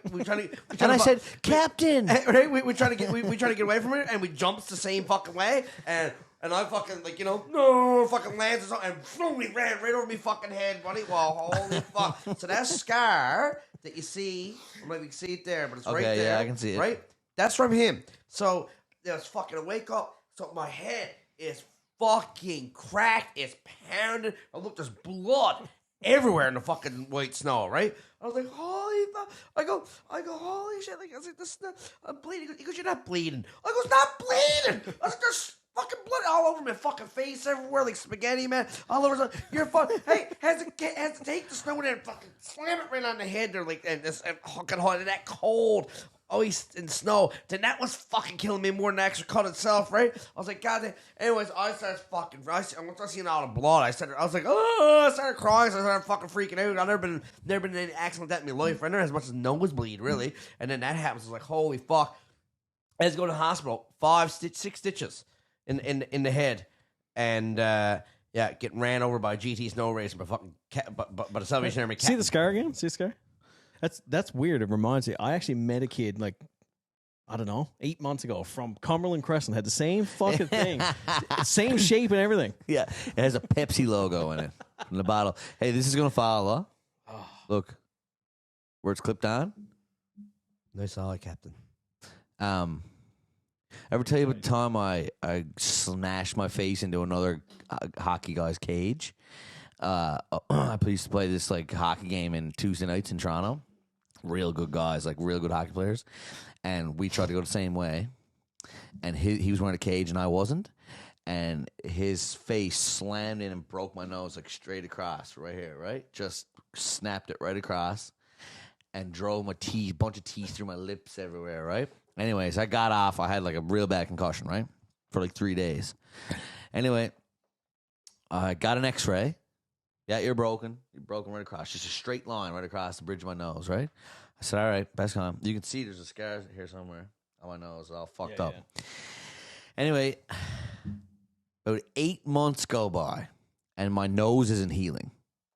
Like right here is like still like, I was like, man, what is going on with this, right?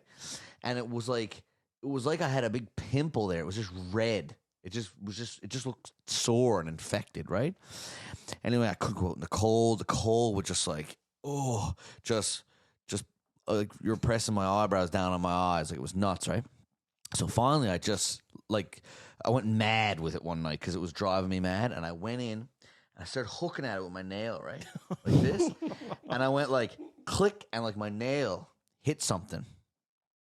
And it was like it sent shock waves of pain right through my right through my head, right? I went, Jesus fucking Christ, right? Anyways, I took a pair of tweezers and I started going at it, and I ripped out a piece of metal, a shard of metal that was in the bone of my nose. Like it had healed around my nose. Oh no. And I was like, I had an x-ray. Like, isn't that like what they get metal, like how they find metal? Did you actually have an x-ray? I actually had an x-ray, and they didn't say anything about it. Fuck, man. Like, but it was a Jehovah's Witness doctor, and it was probably some bunk-ass doctor. They believes in x-rays? Oh, yeah. But, like, man, what a relief. So, John, you don't know, but maybe I don't know if you picked up on it, but he's ex-Jehovah's Witness. So he was like hardcore. He used to go around knocking on doors. Yeah. You gave me a little bit about that earlier. Hardcore. Yeah. So hardcore. Like most hardcore Jehovah's Witness that is now left and outcasted, so and people are afraid of me. Yeah, like, you owned it. No, he's like him leaving. It's not like someone goes to church and I just kind of stopped going. Like when he left, half the church fucking had a meltdown, and he legit he got like outcasted. Like he has friends and family. Like the church, like if people in the church, if you get caught talking to him, like they'll get a scolding if not kicked out just for like being social. So did you leave, and on the way out you just like did something to make sure? I just now I'm like fully against it because it's a cult, right? Like I know that it's completely wrong. Well, for them to be barred for life because of your presence in their life, did you do a specific thing on the way out where you're like, you know what, I'm done with this, so everybody's done with this? I was just having sex with this girl, like just dating this girl and having sex. Yeah, you're not supposed to do that. I didn't think I could do that. It's simple. Don't do that. No, it's just the brainwashing and the indoctrination that they have in that. Like they are just brainwashed to that. Like they're like I'm basically satanic in their mind. So like they're like genuinely afraid of me. Like when I show up to like I've seen my mom like I don't know 3 times in like the last 8 years or whatever. And if I show up for whatever reason, they're like afraid. It's like, the hell are you doing here? You know what? When you when I got here and you were in the shower, I felt comfortable. And when you came out and you introduced yourself to me, I felt really uncomfortable, and I didn't know what it was, but that's what it was. Yeah. It was the seed. It was the demons? What'd you say? It was the sex. It was the sex. I didn't know I couldn't do that. I guess you were in there washing it off. Sorry, officer. I didn't know I couldn't do I was in there washing the sex off myself. Do you remember that referee in the hockey game one time? I think it was Anaheim. He was trying to make the call, and he turns on the mic, and he forgets what the call is. He's like, 2 minutes, you can't do that. Yeah. That was the call he gave. You can't Everyone's do like, that. all right, fair enough. You're the ref. That's 2 minutes because you can't do that. Did you guys see the video? I see it on Facebook, like, because Reels, so Instagram Reels will now just start showing up in your Facebook. Like, They will, yeah. Yeah, I actually kind of like that. Thankfully. Really? Yeah, I kind of like that. Yeah. Ooh. Yeah, but anyways, so, but there was an old clip of when Michael Jordan was playing with the Washington Wizards, and he's going to the ref, like, yeah, like, he got me, he's like, he got you? He was like, yeah, it was with two hands? He was like, I didn't see two hands. It was two hands. He goes, well, if you said it was two hands. I believe you, Michael. I believe you, Michael. Yeah. Right? Yeah. And it turns around and he goes, and Michael starts scratching like that. You can tell he's full of shit, right? He starts scratching. He goes, yeah, so and so, defensive foul on number 12 or whatever. And then he comes back. He comes like a little boy. He's like, I didn't see it, but if you said it, I believe you, Michael. Right. Grown ass ref, right at twice the age of Michael Jordan. It's some fucking Yeah, funny. but I was like, that's the most corrupt thing that ever happened was the refs in the NBA. Oh man, Right? Yeah. Tim Donaghy or whatever. dude, it's that was just fucking betting on crazy. heat. Like, do you want to talk about a chronic gambling addiction that affects your life? That's nothing compared to trying to pay for dial-up internet in grade 8. You haven't seen shit, you heathen. I wonder you were kicked out of the I church. used to have a money thing. A piggy bank? Like no, like a your checkings account. I know, a wallet. like a can, like So you didn't have a piggy bank. You Like had a money can. You had a can with a hole cut in it. oh, and a few pictures of Kelly Kapowski. oh buddy. I wasted more semen to her. But not when you were part of the church, though. Oh, no, I was a chronic masturbator, too. Yeah. Oh, for sure. Who didn't? Kelly Kapowski and the Olsen twins just go mad. They were really little, Colin. I was really little.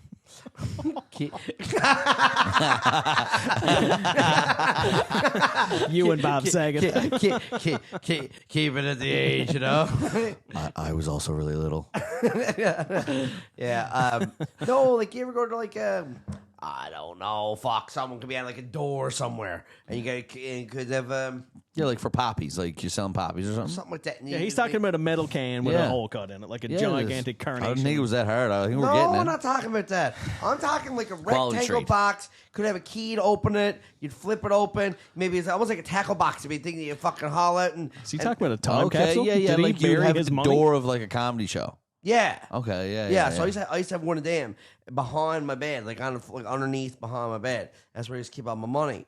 And I remember after losing like 30, 40, 50 pro lines in a row, like going back to the can and being like down to like 2 toonies Just or dust something in left, there. right? And just being like, I remember being like on the floor at like 30, 40, and thinking, I remember thinking, because I got a problem. Like, I remember thinking, I got a real fucking problem. I'm doing all this paper route money, and I got no money to show for it. And like, I got no rental properties. I got That's hilarious. yes, No stock And that was options. like a big moment. Well, and I ended up going like a couple months and didn't play because I went to the money can. There was like nothing there, it was just empty, and it was all lost in pro lines.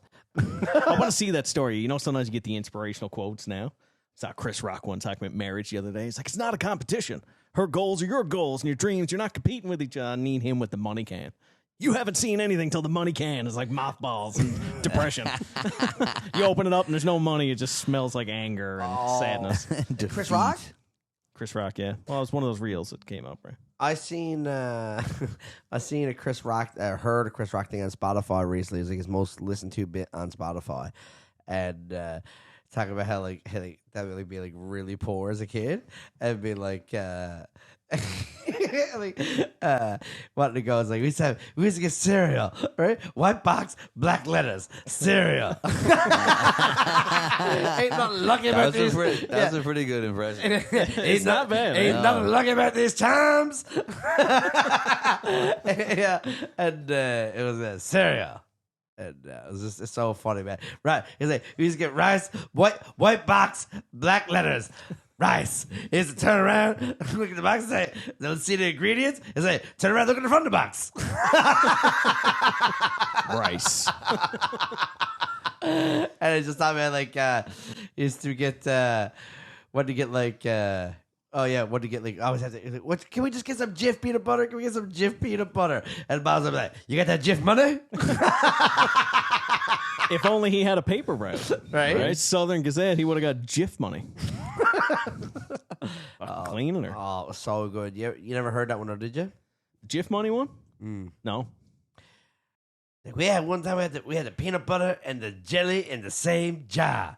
I heard that. Yeah, it's all same person. Maybe it's been so long I can't remember that. He's like that is lower. How low can you go? yeah. That's like buying a pair of shoes with the socks sewed in them. Come on, boy. Put on your shocks. Shocks.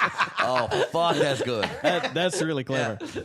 Put on your shocks. God damn. He's a killer. But going back to stand-up, like, you were talking about, it's good on Friday nights down there, but...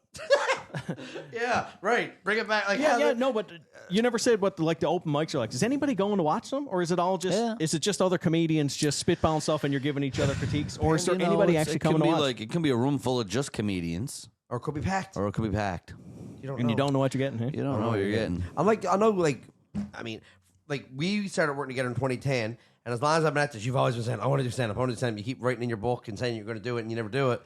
But, like, yeah, I mean, you've done music open mics, right? Well, I've done musical, but that's. And you don't know what you're getting with that.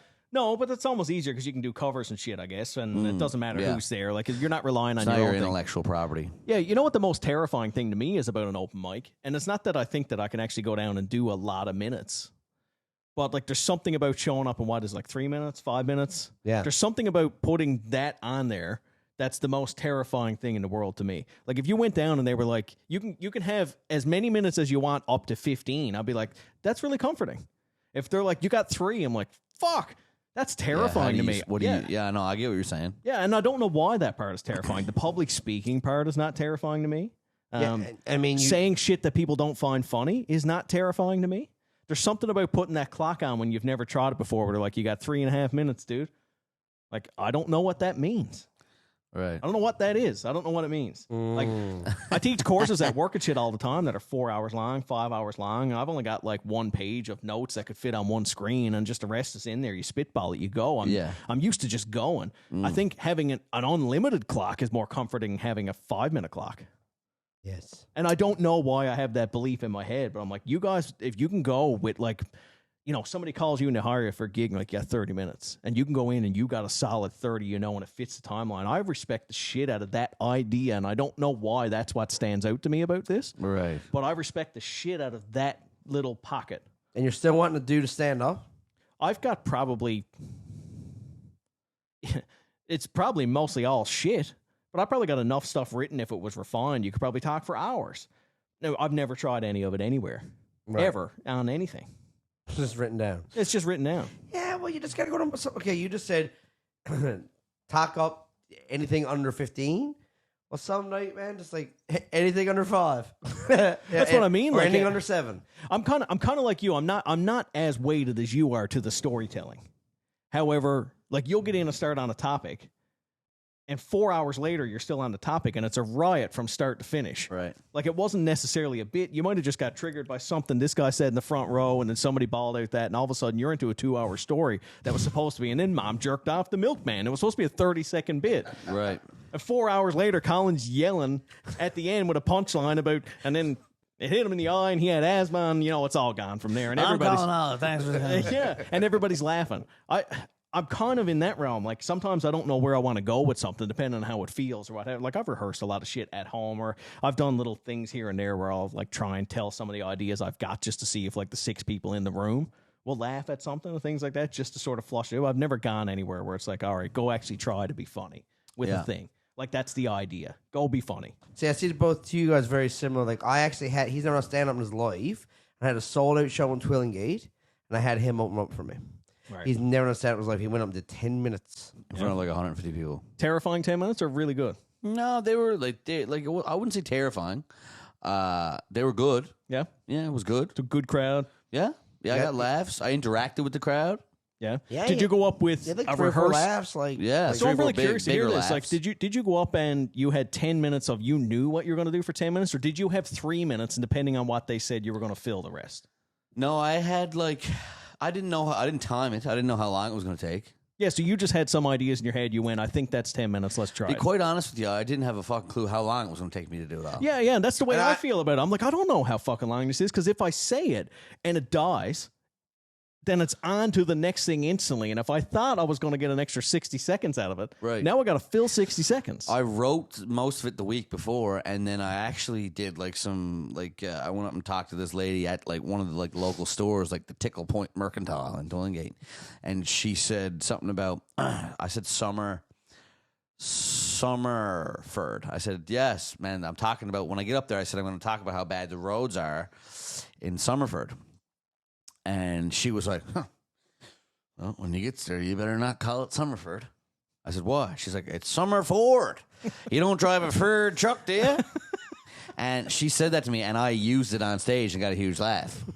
I love how the only word she said in that was correct was Ford. And then she said, you don't drive a Ford truck, do you? Yeah, right? And that's exactly what happened. And I had a huge pop from that one because everyone related to it, right? So that's my next question. Is Newfoundland extra forgiving because if you need to, you can just go back to the Newfie thing if you're at all clever about it? Or is it harder to get laughs here because if you don't do that, it's not accepted as well? Because most of the top tier talent in the history of Newfoundland have been very Newfie. Right? And maybe sometimes not necessarily with really amazing material, just really good Newfieisms. And the people of Newfoundland love that because we know how out there we are. We get that whole thing. Are you better off actually pigeonholing yourself to be a Newfie guy because it's safe? Or are Newfoundlanders open to non-Newfie hard things? Or is that your fallback? Like, does that question make sense? Yeah. I've always wondered that in my head. Like, if you're up there and you're bombing, do you pour on a bit of Newfie to it all and all of a sudden it rights itself, or is it over? I've never really done it like...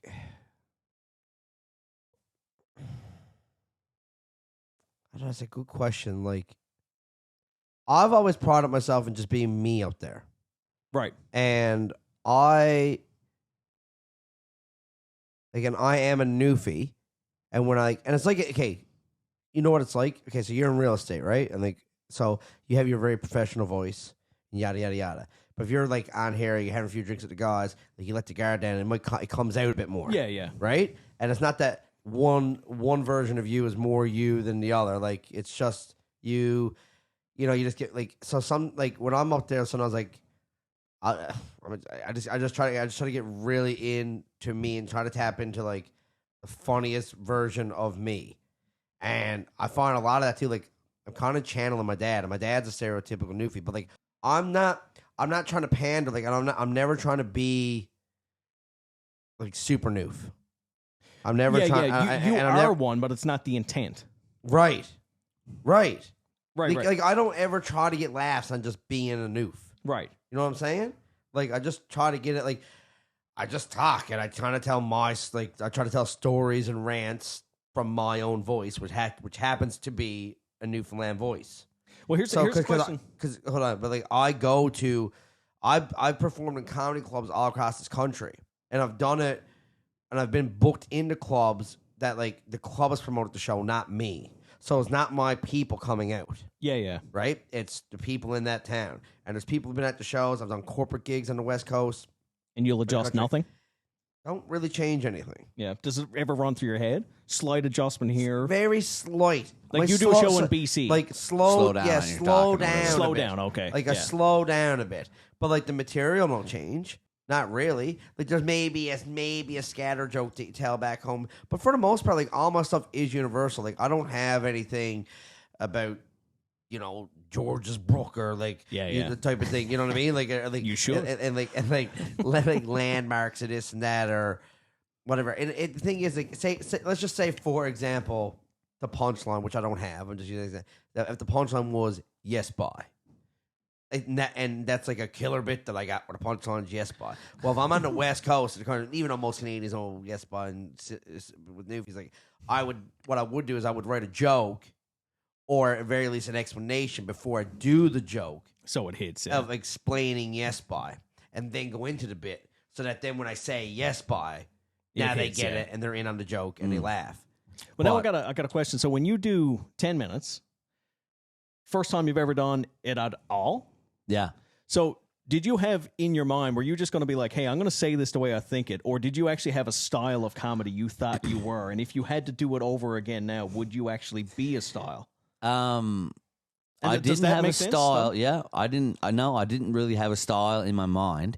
I think, and this is not me bragging, because like I think part of comedy, I've always had like a mind for it, right? Like I've always been like a fan of it, and like just someone who gets jokes, and like so I knew, like I knew what material was gonna work out there.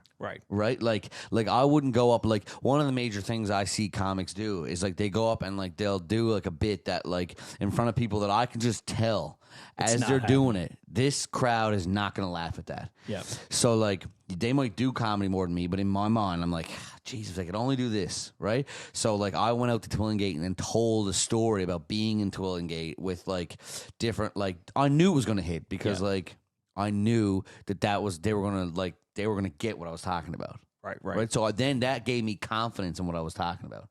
Yeah. That makes sense. Like a lot of the early stuff I used to write, I used to think I wanted to have a certain style. Because lots of times now I'll rant and rave about stuff. Like just kind of like that angry, I don't know, hating on everything sort of thing. Oh, man, you hating on stuff is so funny. Yeah, and you hate on stuff all the fucking time. And I like doing it for the comedy aspect of it, but lately I've been writing stuff and I don't gravitate towards that. I don't know why. New version. I think your style develops. Because like what I thought I was going to sound like when I went out there was not how I sounded like when I listened to it back. Right. Because I was just like we were in the back and I was like trying to amp myself up. Now, in the meantime, Colin was like having a rough day. You forgot your toothbrush. There was some shit going on that you weren't like really like in your normal zone, and I was like trying to keep him up. Like, you know what I mean? Like, I was irritated to Jesus. He was irritated to Jesus, he doesn't right? get irritated. So like, and like here I was. This will tell you a little background of what happened. So like here I was, first time ever doing it, nervous as fuck in my mind, right? Babysitting that 150 people, right? And then I'm like, come on, and I'm like trying to keep it up. Like, let's fucking go. We're doing it. You know what I mean? And I was like, Jesus. I don't have a fucking toothbrush. And I was like, fucking in the breath room, stinks. like when he wasn't looking at me, I'd be like, I'm sorry, man. Colin, just brush your teeth with your finger, man. It'll be fine. And then just rotted, right? Just rotted. Does everything have to be about you, Colin? Just rotted, right? And also, simultaneously, I had matched with a girl. Like, I was single at the time. I matched with a girl on Tinder. I don't know when what I was means. out there. And I was out there, and I just said, what are you up to tonight or whatever, right? And she was like, not much, planning on taking it easy. What are you doing? And I was like, well, I'm in here for Colin Hollett's comedy show. It's going to go down at New World Island Theater or whatever the fuck it's called. And you should come out, right? Just trying to get people to come out to the show. Like, and then she was just like, all right, yeah, I'll bring 7 of my friends and we'll sit in the front row. And I was like, fuck sakes, right? Like, for me, like, I was already like, this is the first time I've ever doing this. And I'm doing it for a laugh. And now, and you're they're in the day off front later. row. Depends and like, on it. Cute girl, right? Cute friends in the front row. And not only that, I think we added each other on Snapchat from Tinder. like, within 3 hours. Yeah. And then I get a Snapchat as I'm getting ready, as he's going around, like not in the groove. I get a Snapchat from her of like the crowd buzz and the atmosphere, and she's right up front. And I was like, oh, You're brushing Colin's teeth for him. fuck's sakes, right? I got one of them little fucking kid things on, brushing your teeth, And he's right? going to make them clean, and you're fucking... So it was like it was an experience nonetheless. Like, you know what I mean? I like that, though. I like having a little bit of nerves when something's for going sure. on. I always think that makes it better. It's just, this is the only thing, like, I've been probably saying to Colin that I probably wanted to do this for 15 years. And I've probably been writing stuff for 20 years. Like, I've even got one-man shows written. Yeah, really. Like, I shit you not. Like, I've got sets, like lighting cues and everything done for one-man shows talking about shit that's, like, in my mind are like LSPU Hall type of thing. But then you get all those limiting beliefs where you're like, nobody knows who the fuck I am. So, like, I can't possibly advertise an LSPU Hall show and then 6 people show up. Right. Like, it just doesn't work that way. Mm-hmm. Because if I advertise John Picco at LSPU Hall, everybody's going to go, who? And then nobody's going to go. And that's how that As goes. seen nowhere. As seen never. As seen on your ticket I've stub. seen the theater arts in Marystown Central Hospital. Yeah. Have you seen them Right. blow up in grade 12? No, me neither. John Pico, LSPU Hall. Get your I've seen at tickets. the levee in Helicopter. Yeah. Remember when it was called Roxy's? I don't. What it was? Yeah, so 'Cause I only in the remember corner by Levy. CBTG's, that Right. was Roxy's in there before it became, and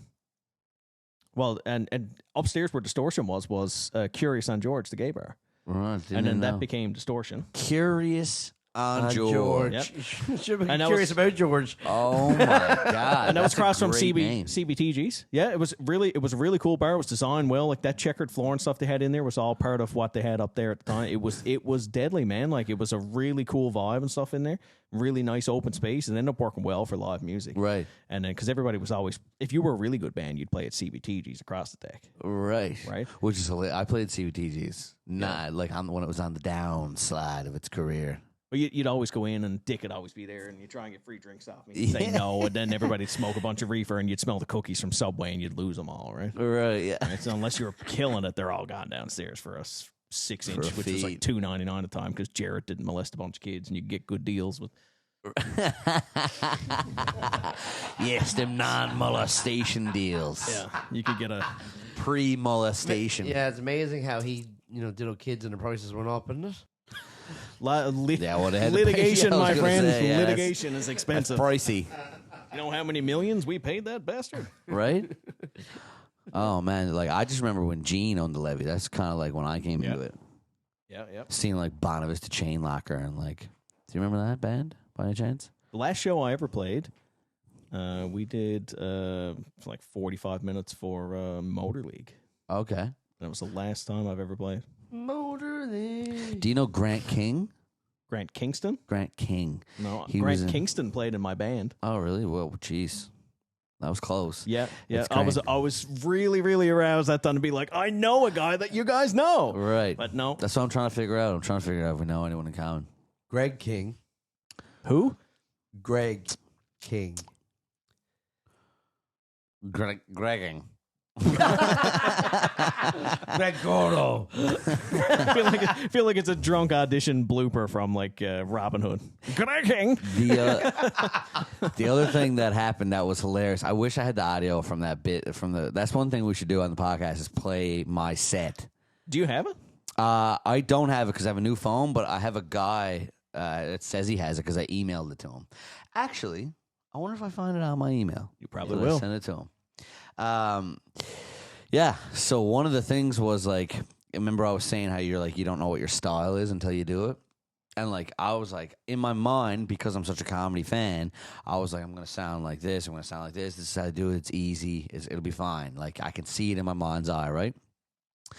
And I was backstage, and I was just like, I was just like stoked to be there. You know what I mean? Yeah, 'Cause of it's course, like, of course. it's Colin's been doing it like 13 years. He's got a name for himself, and like just by chance, this schmuck is opening for him. Great so it was like opportunity. a Like, fun that's really experience cool to that do, right? happened, right? Like we can look back on that in years. I thought it was deadly. That, like to me, that's so cool, and it's not even so much like it's cool to get on part of the flex of having somebody who's already established it, but it's cool that you're like let's just do this. Yeah, let's like just do this. That's the coolest part to me. It's like, let's just do this. And you probably didn't bat an eye at it. You're like, man, it's No, 10 minutes. I was like, because I was going to introduce him. That's all it started as.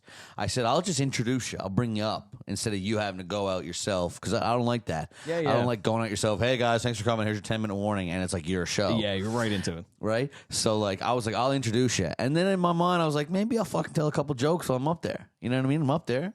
I'm half funny. Let's Why not? Right? So that's how it started. And then I was just like, I just put like, 6-7 days of writing into it and just thought of some shit to say. So then when I was backstage, I was like, oh, let's fucking go. I was like, all getting all pumped up and stuff like that, right? Anyways, he goes, all right, well, go out and tell him, like, give him, like, your 10-minute warning or whatever, right? And I'm like, oh, backstage, well, let's fucking go. This is, woo, so amped. And then when I walk out on stage, I'm like, hey, how's it going, guys? He gets there. He goes. So I got it. Actually, I'm sure I got the video somewhere on my phone camera roll, right? So he's just like, fucking right. Yeah, looks right down the lens of my camera, like, whoa! Right? He goes, fucking go! Whoa, man! Woo! Turns his back and then moans out, right? Like he fucking owns the place, right? Like Mr. Too Cool to Be There, right? Comes out, goes, what up, what up, what up? Yeah. And like the boys gave Like me the gears. It's the best. Oh man, the change of energy from like backstage, like whoa, to all of a sudden comes again, and as soon as he goes behind that curtain, he just turns into what up? Like it was so fun. Winking and gunning. That actually got me because I was still like, oh, I get it, whatever. And when he goes, what up, like I'm backstage. I'm sure anyone I think I heard you laugh. Yeah, they could. I'm sure people in the crowd could actually hear me laughing backstage because I just go, ah! Like, I fucking lose. Yeah. it, man. Like McConaughey over there. All right. Yes. Yes. I had absolutely no idea. Like I had written out my entire, like everything I wanted to say. Right? I had written it out, and I'll tell you one thing that I didn't fucking know, and this is where experience comes in: is how to start and finish. Well, that's the hardest part. All like how to say, like how to get into it, and like. Just maybe just do a little crowd work or whatever. Like that's where the experience comes in to just kind of get your feet rolling. That's what's so terrifying about 5 minutes at an open mic. Yeah. Like fuck, what if it takes you 2.5 minutes for anybody to even like your face? Yeah, I think on an open mic you gotta sort of just go. Like, start running on a treadmill. Just go. And that's why I asked who's in the audience. Is it other comedians and they're like, oh, you just got to go, or is it people wanting to be laughing? Here's the thing: sometimes it might be just for all comics, maybe. Sure, right? I could see that. But the thing with that is that in that moment, all the comics know, fuck, this guy's new. So they're all watching. Right. And there might be 10 of them, but they're not, they're kind of being comics, but they're being audience members. Yeah. And they're excited to see somebody new and to hear something new. So it's not a business where they're like, fuck, another guy trying to take some time. Not in this scene, it's not. No, not like, most scenes, but especially not in this scene. No, they're crying out for it here. Yeah, they're begging for want, people to try. They're Yeah, trying I to get grow, begged right? to do it all the time. Yeah, I know. If anything, they might actually laugh at something that's not funny to try to make you feel good. To encourage you, to come back. Yeah, because I'm sure you get a lot of people show up once. Like, you going to do it again? Probably. How long has it been since that happened? That was February 2020. Yeah, it was like a few weeks before lockdown. So, think you would have jumped right back into it again had lockdown not happened? No.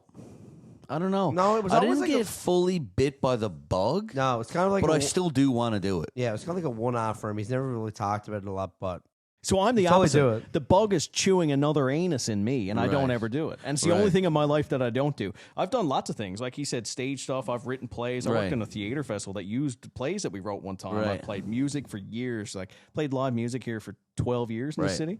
Like none of that part bothers me. Public speaking, I thoroughly enjoy. And this is probably an art form that I like more than almost anything, and just don't do it. Yeah. I think it's just like with stand up, it's just like if you're not funny, there's a big just matzo ball hanging out there. I'm not saying. Yeah, go ahead. So no. Yeah, you can go ahead. No, it's a big stinky cheese just sitting there. You're Just like, hanging out there, yeah, right? the elephant in the room. You're is very just, vulnerable, oh boy, is it ever. right? And like I play too. Like I can get up in front of like 30, 40, 50, 100 people and play Like a bunch of tunes. Exactly. You remind me of each other a lot. And you guys have a lot of similarities when it comes like to that side of you guys. Right. Like you both got music background. You're both charismatic. You both got just a good mind for comedy. You're both you've done public speaking different ways. You've done it for your church. You've done it for your work or whatever else. Like you both got a very similar background in that way. And I know you both can do it if you want to do it. God damn it, we're in. I'll tell you another thing that is just true. Like just getting it all out here is like once I moved in with the boss, I didn't want people to think that, now I was here with the boss and like for some reason now I think I'm funny because I'm with the guys. For some reason that was like another thing. I could see by association too. Like I've asked him lots of questions about it, but I think there will be a part of me if he was like, John, I got 7 minutes at a thing now. Come try it. Part of me would feel like, that's not right for me to ask you of that or to hang out with that and be like, you just stick me. I love that he gave that to you and was like, run with it. Right. I feel like because he's my friend from so many years ago, for me to chase him, there's only so far you're allowed to chase. There's part of it that's like, you just got to go get it. Yeah. Right? Like I can't be like, what now? What now? What now? What now? By the way, you got 2 minutes somewhere where you can be like, this is the best guy ever. Everybody pay attention and like shelter me and protect me and stuff. Right. Right. Like, Right. There's part of it that you just got to dive in. I know it's always the unknown that scares everybody from doing anything. Right. I almost like that he thrust you in. He was like, just do it because you had no choice almost at that point. Like there's a beautiful thing about that. Yeah, right? I couldn't back down at that. Like, had no I got to a certain point, and I wanted to do it. Yeah. What got you into music? I don't know. I have no idea. I always wanted a set of drums when I was a kid. My brother was, and he is an amazing guitar player, so my parents tried to get him to show me, and I didn't want to do it. And then Mom always wanted to play the piano, so she put me in Royal Conservatory because she never did it. So I'm like, I don't want to do that. It was your dream. I want to play this shit. Right. So it got out of that. I was like, drums. When they got me a set, that was it. I just played them so often that I was a good drummer at the time. So people around town would want me to play because they needed drummers and gigs in Bjorn. There was nowhere to play. If you're playing shooters, there were no drummers. Right. To get the young kid who's, his parents will sign a waiver and let him play. Right. And that was about it, right? I think the first thing, like I wasn't in a super popular group in school. We weren't the group that were getting beaten up and picked on and stuff like that, but we certainly weren't the cool swagger kids. I was good at sports. I wasn't excellent at sports. So when I played all-star teams, like talk about the softball guys, I played with Tommy Antle and Robert Drake and them. I batted ninth. I played first base sometimes, or I'd play protected by the roamer in the outfield or something like that. Like I always made the cut, but I wasn't the person who was going to make any substantial change to it. And then you start playing music, and that's everything changes. Right? If you're consistently good. I was saying to Tyler before he came over, just like giving him a bit of a background on yourself. I was like, I used to play softball with John. I was like most inconsistent. I was like, John go up and fucking strike out 3 times, fucking pop one up to the fucking pitcher, and then go up another time and fucking get a triple or something, right? Like, right. It's not wrong. Yeah. Like, I was always fast and shit, but I didn't fast. I didn't like confrontation. Like if we go out now, like I'm a big soccer fan, I was a big hockey fan, but even I see that in my kids now. Like we run into a corner going 50-50 for a soccer ball. Chances are, if you're aggressive enough and you just got that mentality, I'm going to just step up before we get there. Like I don't want the confrontation of it. Like if you do something to me or my family, I'll fight you to protect myself. Right. But like I'm with words. I don't mind confrontation with words. I'm not going to go shoulder to shoulder with you in a corner playing hockey. Right. I just don't like it. I never did like it. I don't like a hockey stick to the face. It's just not nice for me. Right? I took one there, 3 stitches. Yeah, it's not nice. It's not what I would prefer to be doing. I don't get an adrenaline rush out of it. I'm a big fight fan, UFC and things like that. But I don't technically have any desire to get punched in the face. But some people get popped in the face and the adrenaline rushes and they're like you, Ric Flair, before you hit the mic. Right? And they're like, woo, let's go, because they got that first smack. Right. I don't crave that first smack ever in my life.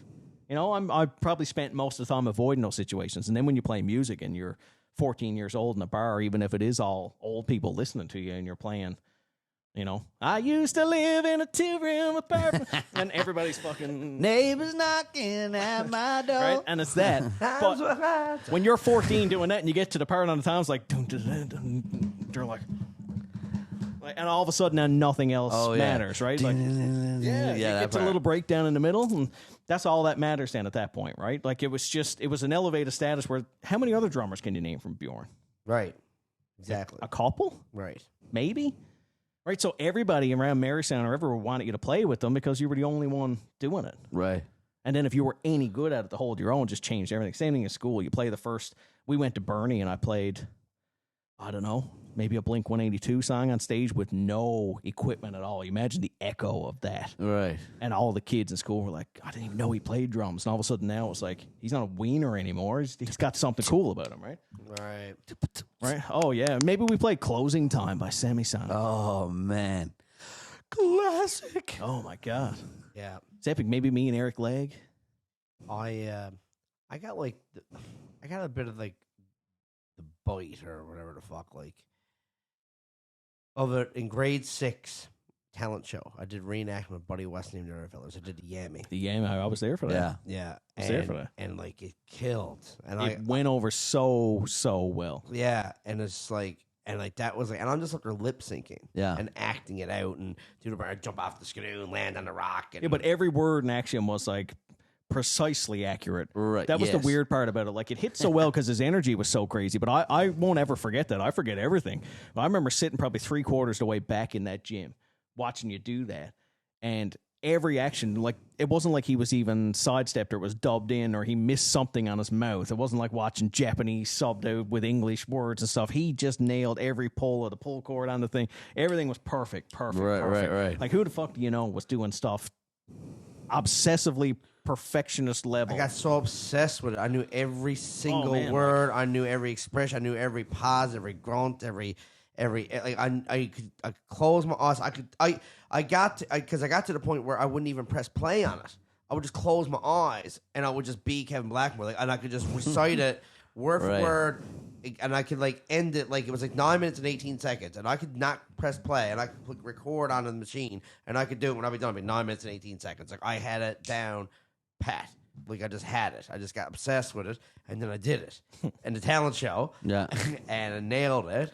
And I was like, oh, I got that first. This is how They I'll get girls to love fuck me. me. My softball skills haven't been doing it. Right? Yeah, and it was just like, I can't get to first in softball But I just slid in the third and was safe. and with then Kevin Blackmore. Yeah. Yeah, and then I went to theater arts in high school just because it was free English credits. And it was all Whose Line Is It Anyways. Being in theater arts was like being Whose Line Is It was Anyways. brilliant. Every day, it was just Whose Line Is It Anyways. That's all you did. You just played that That's game every sick. day. Well, that's why I did And- those drama festivals. Even when you used to go to those, we used to just improv stuff on the fly because you'd always have somebody good adjudicating giving out the awards for who did what, and you'd get like Amy House or you'd get someone like that going, and they'd host this shit, right? And man, just spitballing improv. Fuck, if you're good at that, Yeah. you're a god all of a sudden. Oh man, I loved it so much. And then that was it. And then I remember like in high school, like I was like, man, I'd like to be like I'm watching it. You know, you're just being like a kid around the bay with big like watching TV and big dreams and the world's your oyster.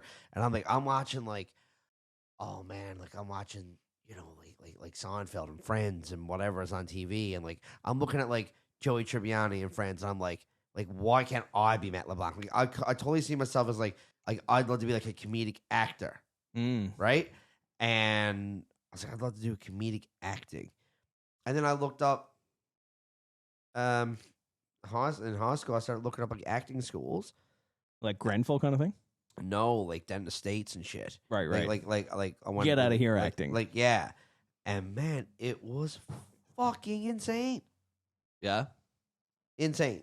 Like the tuition was insane, and I was like, "What?" Well, the second you leave Newfoundland, tuition to everything is nuts. And Right? I was like, I don't know how these people afford it. And I'm like, oh, they're probably fucking kids of Hollywood actors or whatever the fuck. And I was just like, there goes that. And I just went and worked at Fish Plant. I just said goodbye to that. Any See you idea. later, dreams. Yeah, but it's so How funny. about a good knife? You're talking about a comedic mind, right? So the comedy club opened up here in St. John's. People ask how I got into comedy, and the reality of it is that me and a roommate used to go like every second weekend, right? And then and it was always hilarious, man. It was so good. Like even looking back on it, even the comics that weren't that good, they were so funny at the time, just because the novelty of it was funny. It was just it was fresh and awesome. It was fresh. It was awesome. And then one weekend, they have a guy come. and he's a headliner. Like, so the MC was absolutely hilarious. He opened up for Dave Chappelle 5 times in his life. Like this guy's and he's MC and he's fucking incredible. Then the middle act goes up. Not as good as this guy, but good. And he was kind of like would have one hit really good, next one kind of and then the next one hit really good again. Next was kind of chuckle, and the next one hit good again. Like he was a middle. There were 20 minutes, like sustained, solid, like a solid spot. Didn't murder, didn't bomb. He was solid.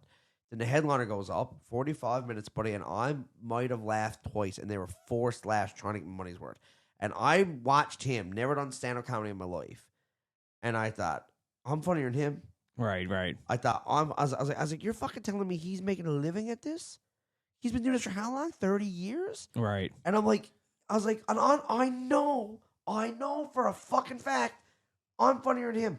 I could have a better career in stand-up comedy than him, and he's doing this 30 years. I went up and I started fucking searching when I got home and seen he's done fucking corporate gigs for like fucking Ford and Chevrolet and all this other stuff. And I'm like, are you serious? This guy. Right. And I was just like, I got it. Like, and I was just like, man, and that's when I was like, man, if he can do it, I can do it. And that's when and then I went to something for an open mic, accidentally got into a competition. You didn't actually sign up for the competition. I did, but I didn't mean to. Right. I meant to sign up for an open mic. That was the last comic standing. Great Canadian Laugh Off. Great Canadian Laugh Off. Yeah, sorry. And I went into that and accidentally did it, and it was only to do it as a joke to prove to myself that I'm funnier than this guy, not even to get into it. Right. Just to prove to myself that I'm funnier than him. And then I ended up fucking an accident, got in the competition, won it. Lights out from there. Everyone knows the importance of time. Yeah. Well, with that, it's wild. It's wild. I don't know. I got a lot of respect for it. It's probably the art form that I respect the most. yeah. I was going to say, also on that same vein, before we close her down here too, we have a friend. I don't know if you know. He owns Skin City. He's a tattoo artist, Trav Jones. Yeah. He's like one of the best I've ever seen. Like, I'll pump his tires right now, but yeah, like he blows my mind. Like his work is really good, right? And like he's almost got like. Almost like I've seen it. Like people were like, "Oh, I know you. Like you're Trav Jones. Your work." He almost has like this like quasi celebrity status from what he does already, and he went up and tried it because he has like this passion for it, and he didn't need to, and he did it, and he went up and he crushed. Like I think he wrote like his 5 minutes, and then like I think he did 5 minutes. I don't know if it was 5 or 6, 7 minutes, something like that. He wrote it, and like it took him like 8 months, 9 months to write this. He had like like people come in and like have their opinion on it and stuff like that. Like Nick was, man, I put him a couple times. Like he didn't need to do it, and he did it, and like he crushed. We were there, and it was like he closed by return. He had tags. He had like all kinds of really cool stuff. He just has a good comedy mind. He had a good comedy mind. Like his performance on stage, and I've said this to him, like his performance. You could tell he was a bit nervous, right? Sure. Very nervous. Very Yeah, nervous. Shake like a leaf. Yeah. You've got to be. Big, jacked up to Jesus fucking fella, man. More tattoos than fucking Syria has issues, right? That's a lot of tattoos. He has it was a lot of tattoos. Right? Wow. He'd like the most like alpha of alpha looking fellas. He was fucking shaking like a leaf on the stage. But he killed. Yep. Like it was so good that you almost didn't even notice that because the writing was that good. His writing was good. Right? So did he do it again, or was it just like the bug out? Yeah, he did it a couple times after. Yeah, How does he feel now? Does he feel like it's done now? I've got that out of my system. Know. I don't know. I think He probably would. He probably would. I think he'll do it again. Like I love stories like that, right? Like you survived. Yeah. Wait, what? I kind of want to say the joke, but maybe not if he's trying to build it into something. But I'll tell you after recording. But like it's funny, man. Oh yeah, there's some with the dog. You filmed it. I'm pretty sure you have it filmed. Yeah, I got some of it. Yeah, with his dog, whatever else that is. It's funny, man. It's good writing. Yeah, like he really, and that's what I mean. Is like where you take the pride part, like which is not your exact problem, but like it's just like he didn't need to do it, and he did it. And he crushed it, right? So it was cool to see someone just push past. Like, I don't need this. I'm not trying to be. I'm already cool.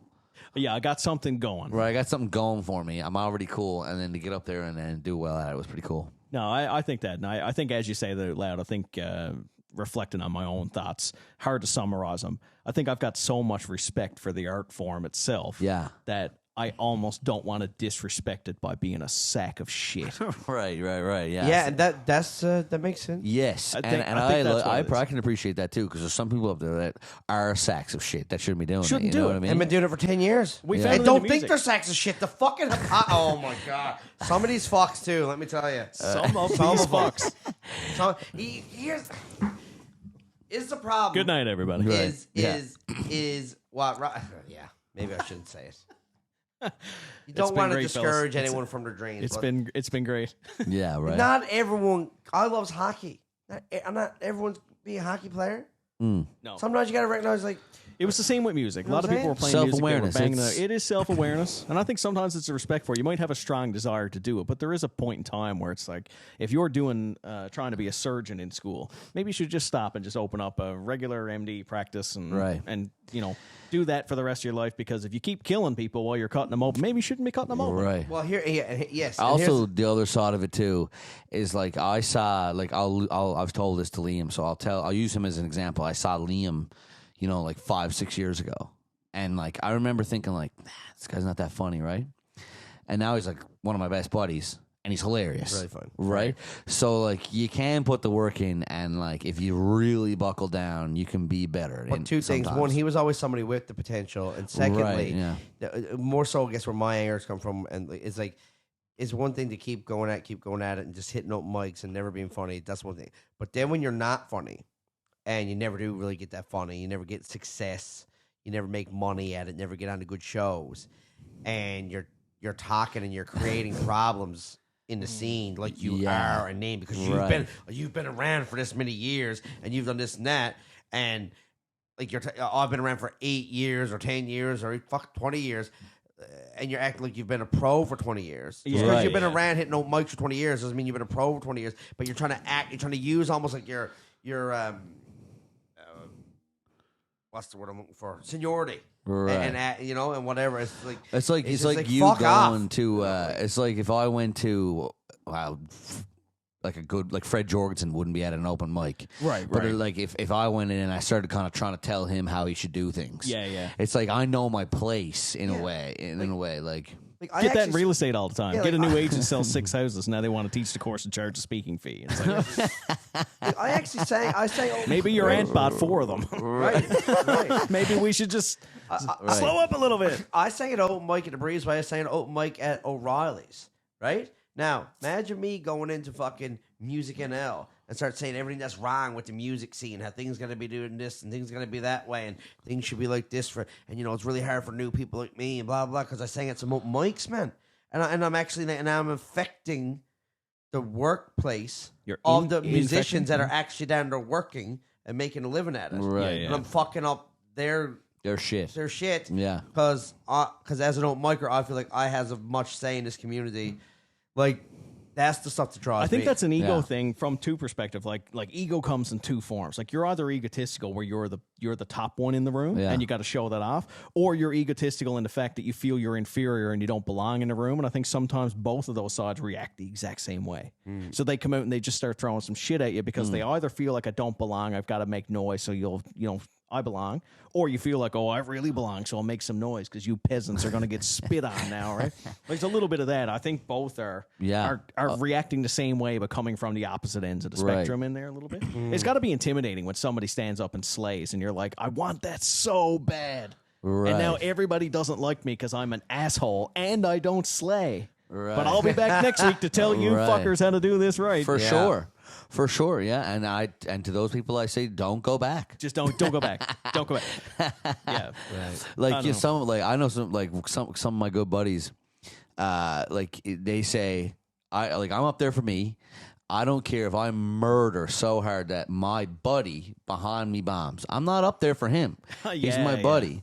He's my buddy, sure, and I like him. He's my friend. But I am up there for me. He can hit his own. I'm not trying to make you sound better. I'm trying to be funny and make me sound better. Right? And it's like, don't take that as a knock on you. Like, I don't dislike you, or I'm not trying to be a piece of shit towards you. It's just what this is. The name of the game is selfish, right? You get your own laughs. Yeah. Fuck it. Sorry, I fucked them all up for you. Yeah. Well, man, I hope you do get at it, man. Let you want to get on. You let us know. He runs monthly room now. Obviously, you're not jumping on that right away. Like, that's a professional. He gets like $20 a ticket or whatever. What do you mean I can't jump on that right away? I thought we just talked about I'm that. telling you, buddy. I would do too. Okay, cool. Maybe cool. It's his room. But anyways, you let us know. Yeah, no, definitely. Yeah, man. You know, I'd like to, even if it's just one and done. Like the fact hearing you do 10 minutes, just like on a random, and you're like, fuck it, I'll do 10 On minutes. a whim, yeah. And you started with, all right, you know. Yeah, what up? And actually, what's funny is I hosted a room there the other day, and it was the first time I did that. And I started with that. I went up and I said, what up? And like, it was only for the comics in the back because they all knew why I did it. And it was like, they all laughed and no one in the audience knew why they were laughing. And they didn't need to know. They didn't need to know. It was for me and them.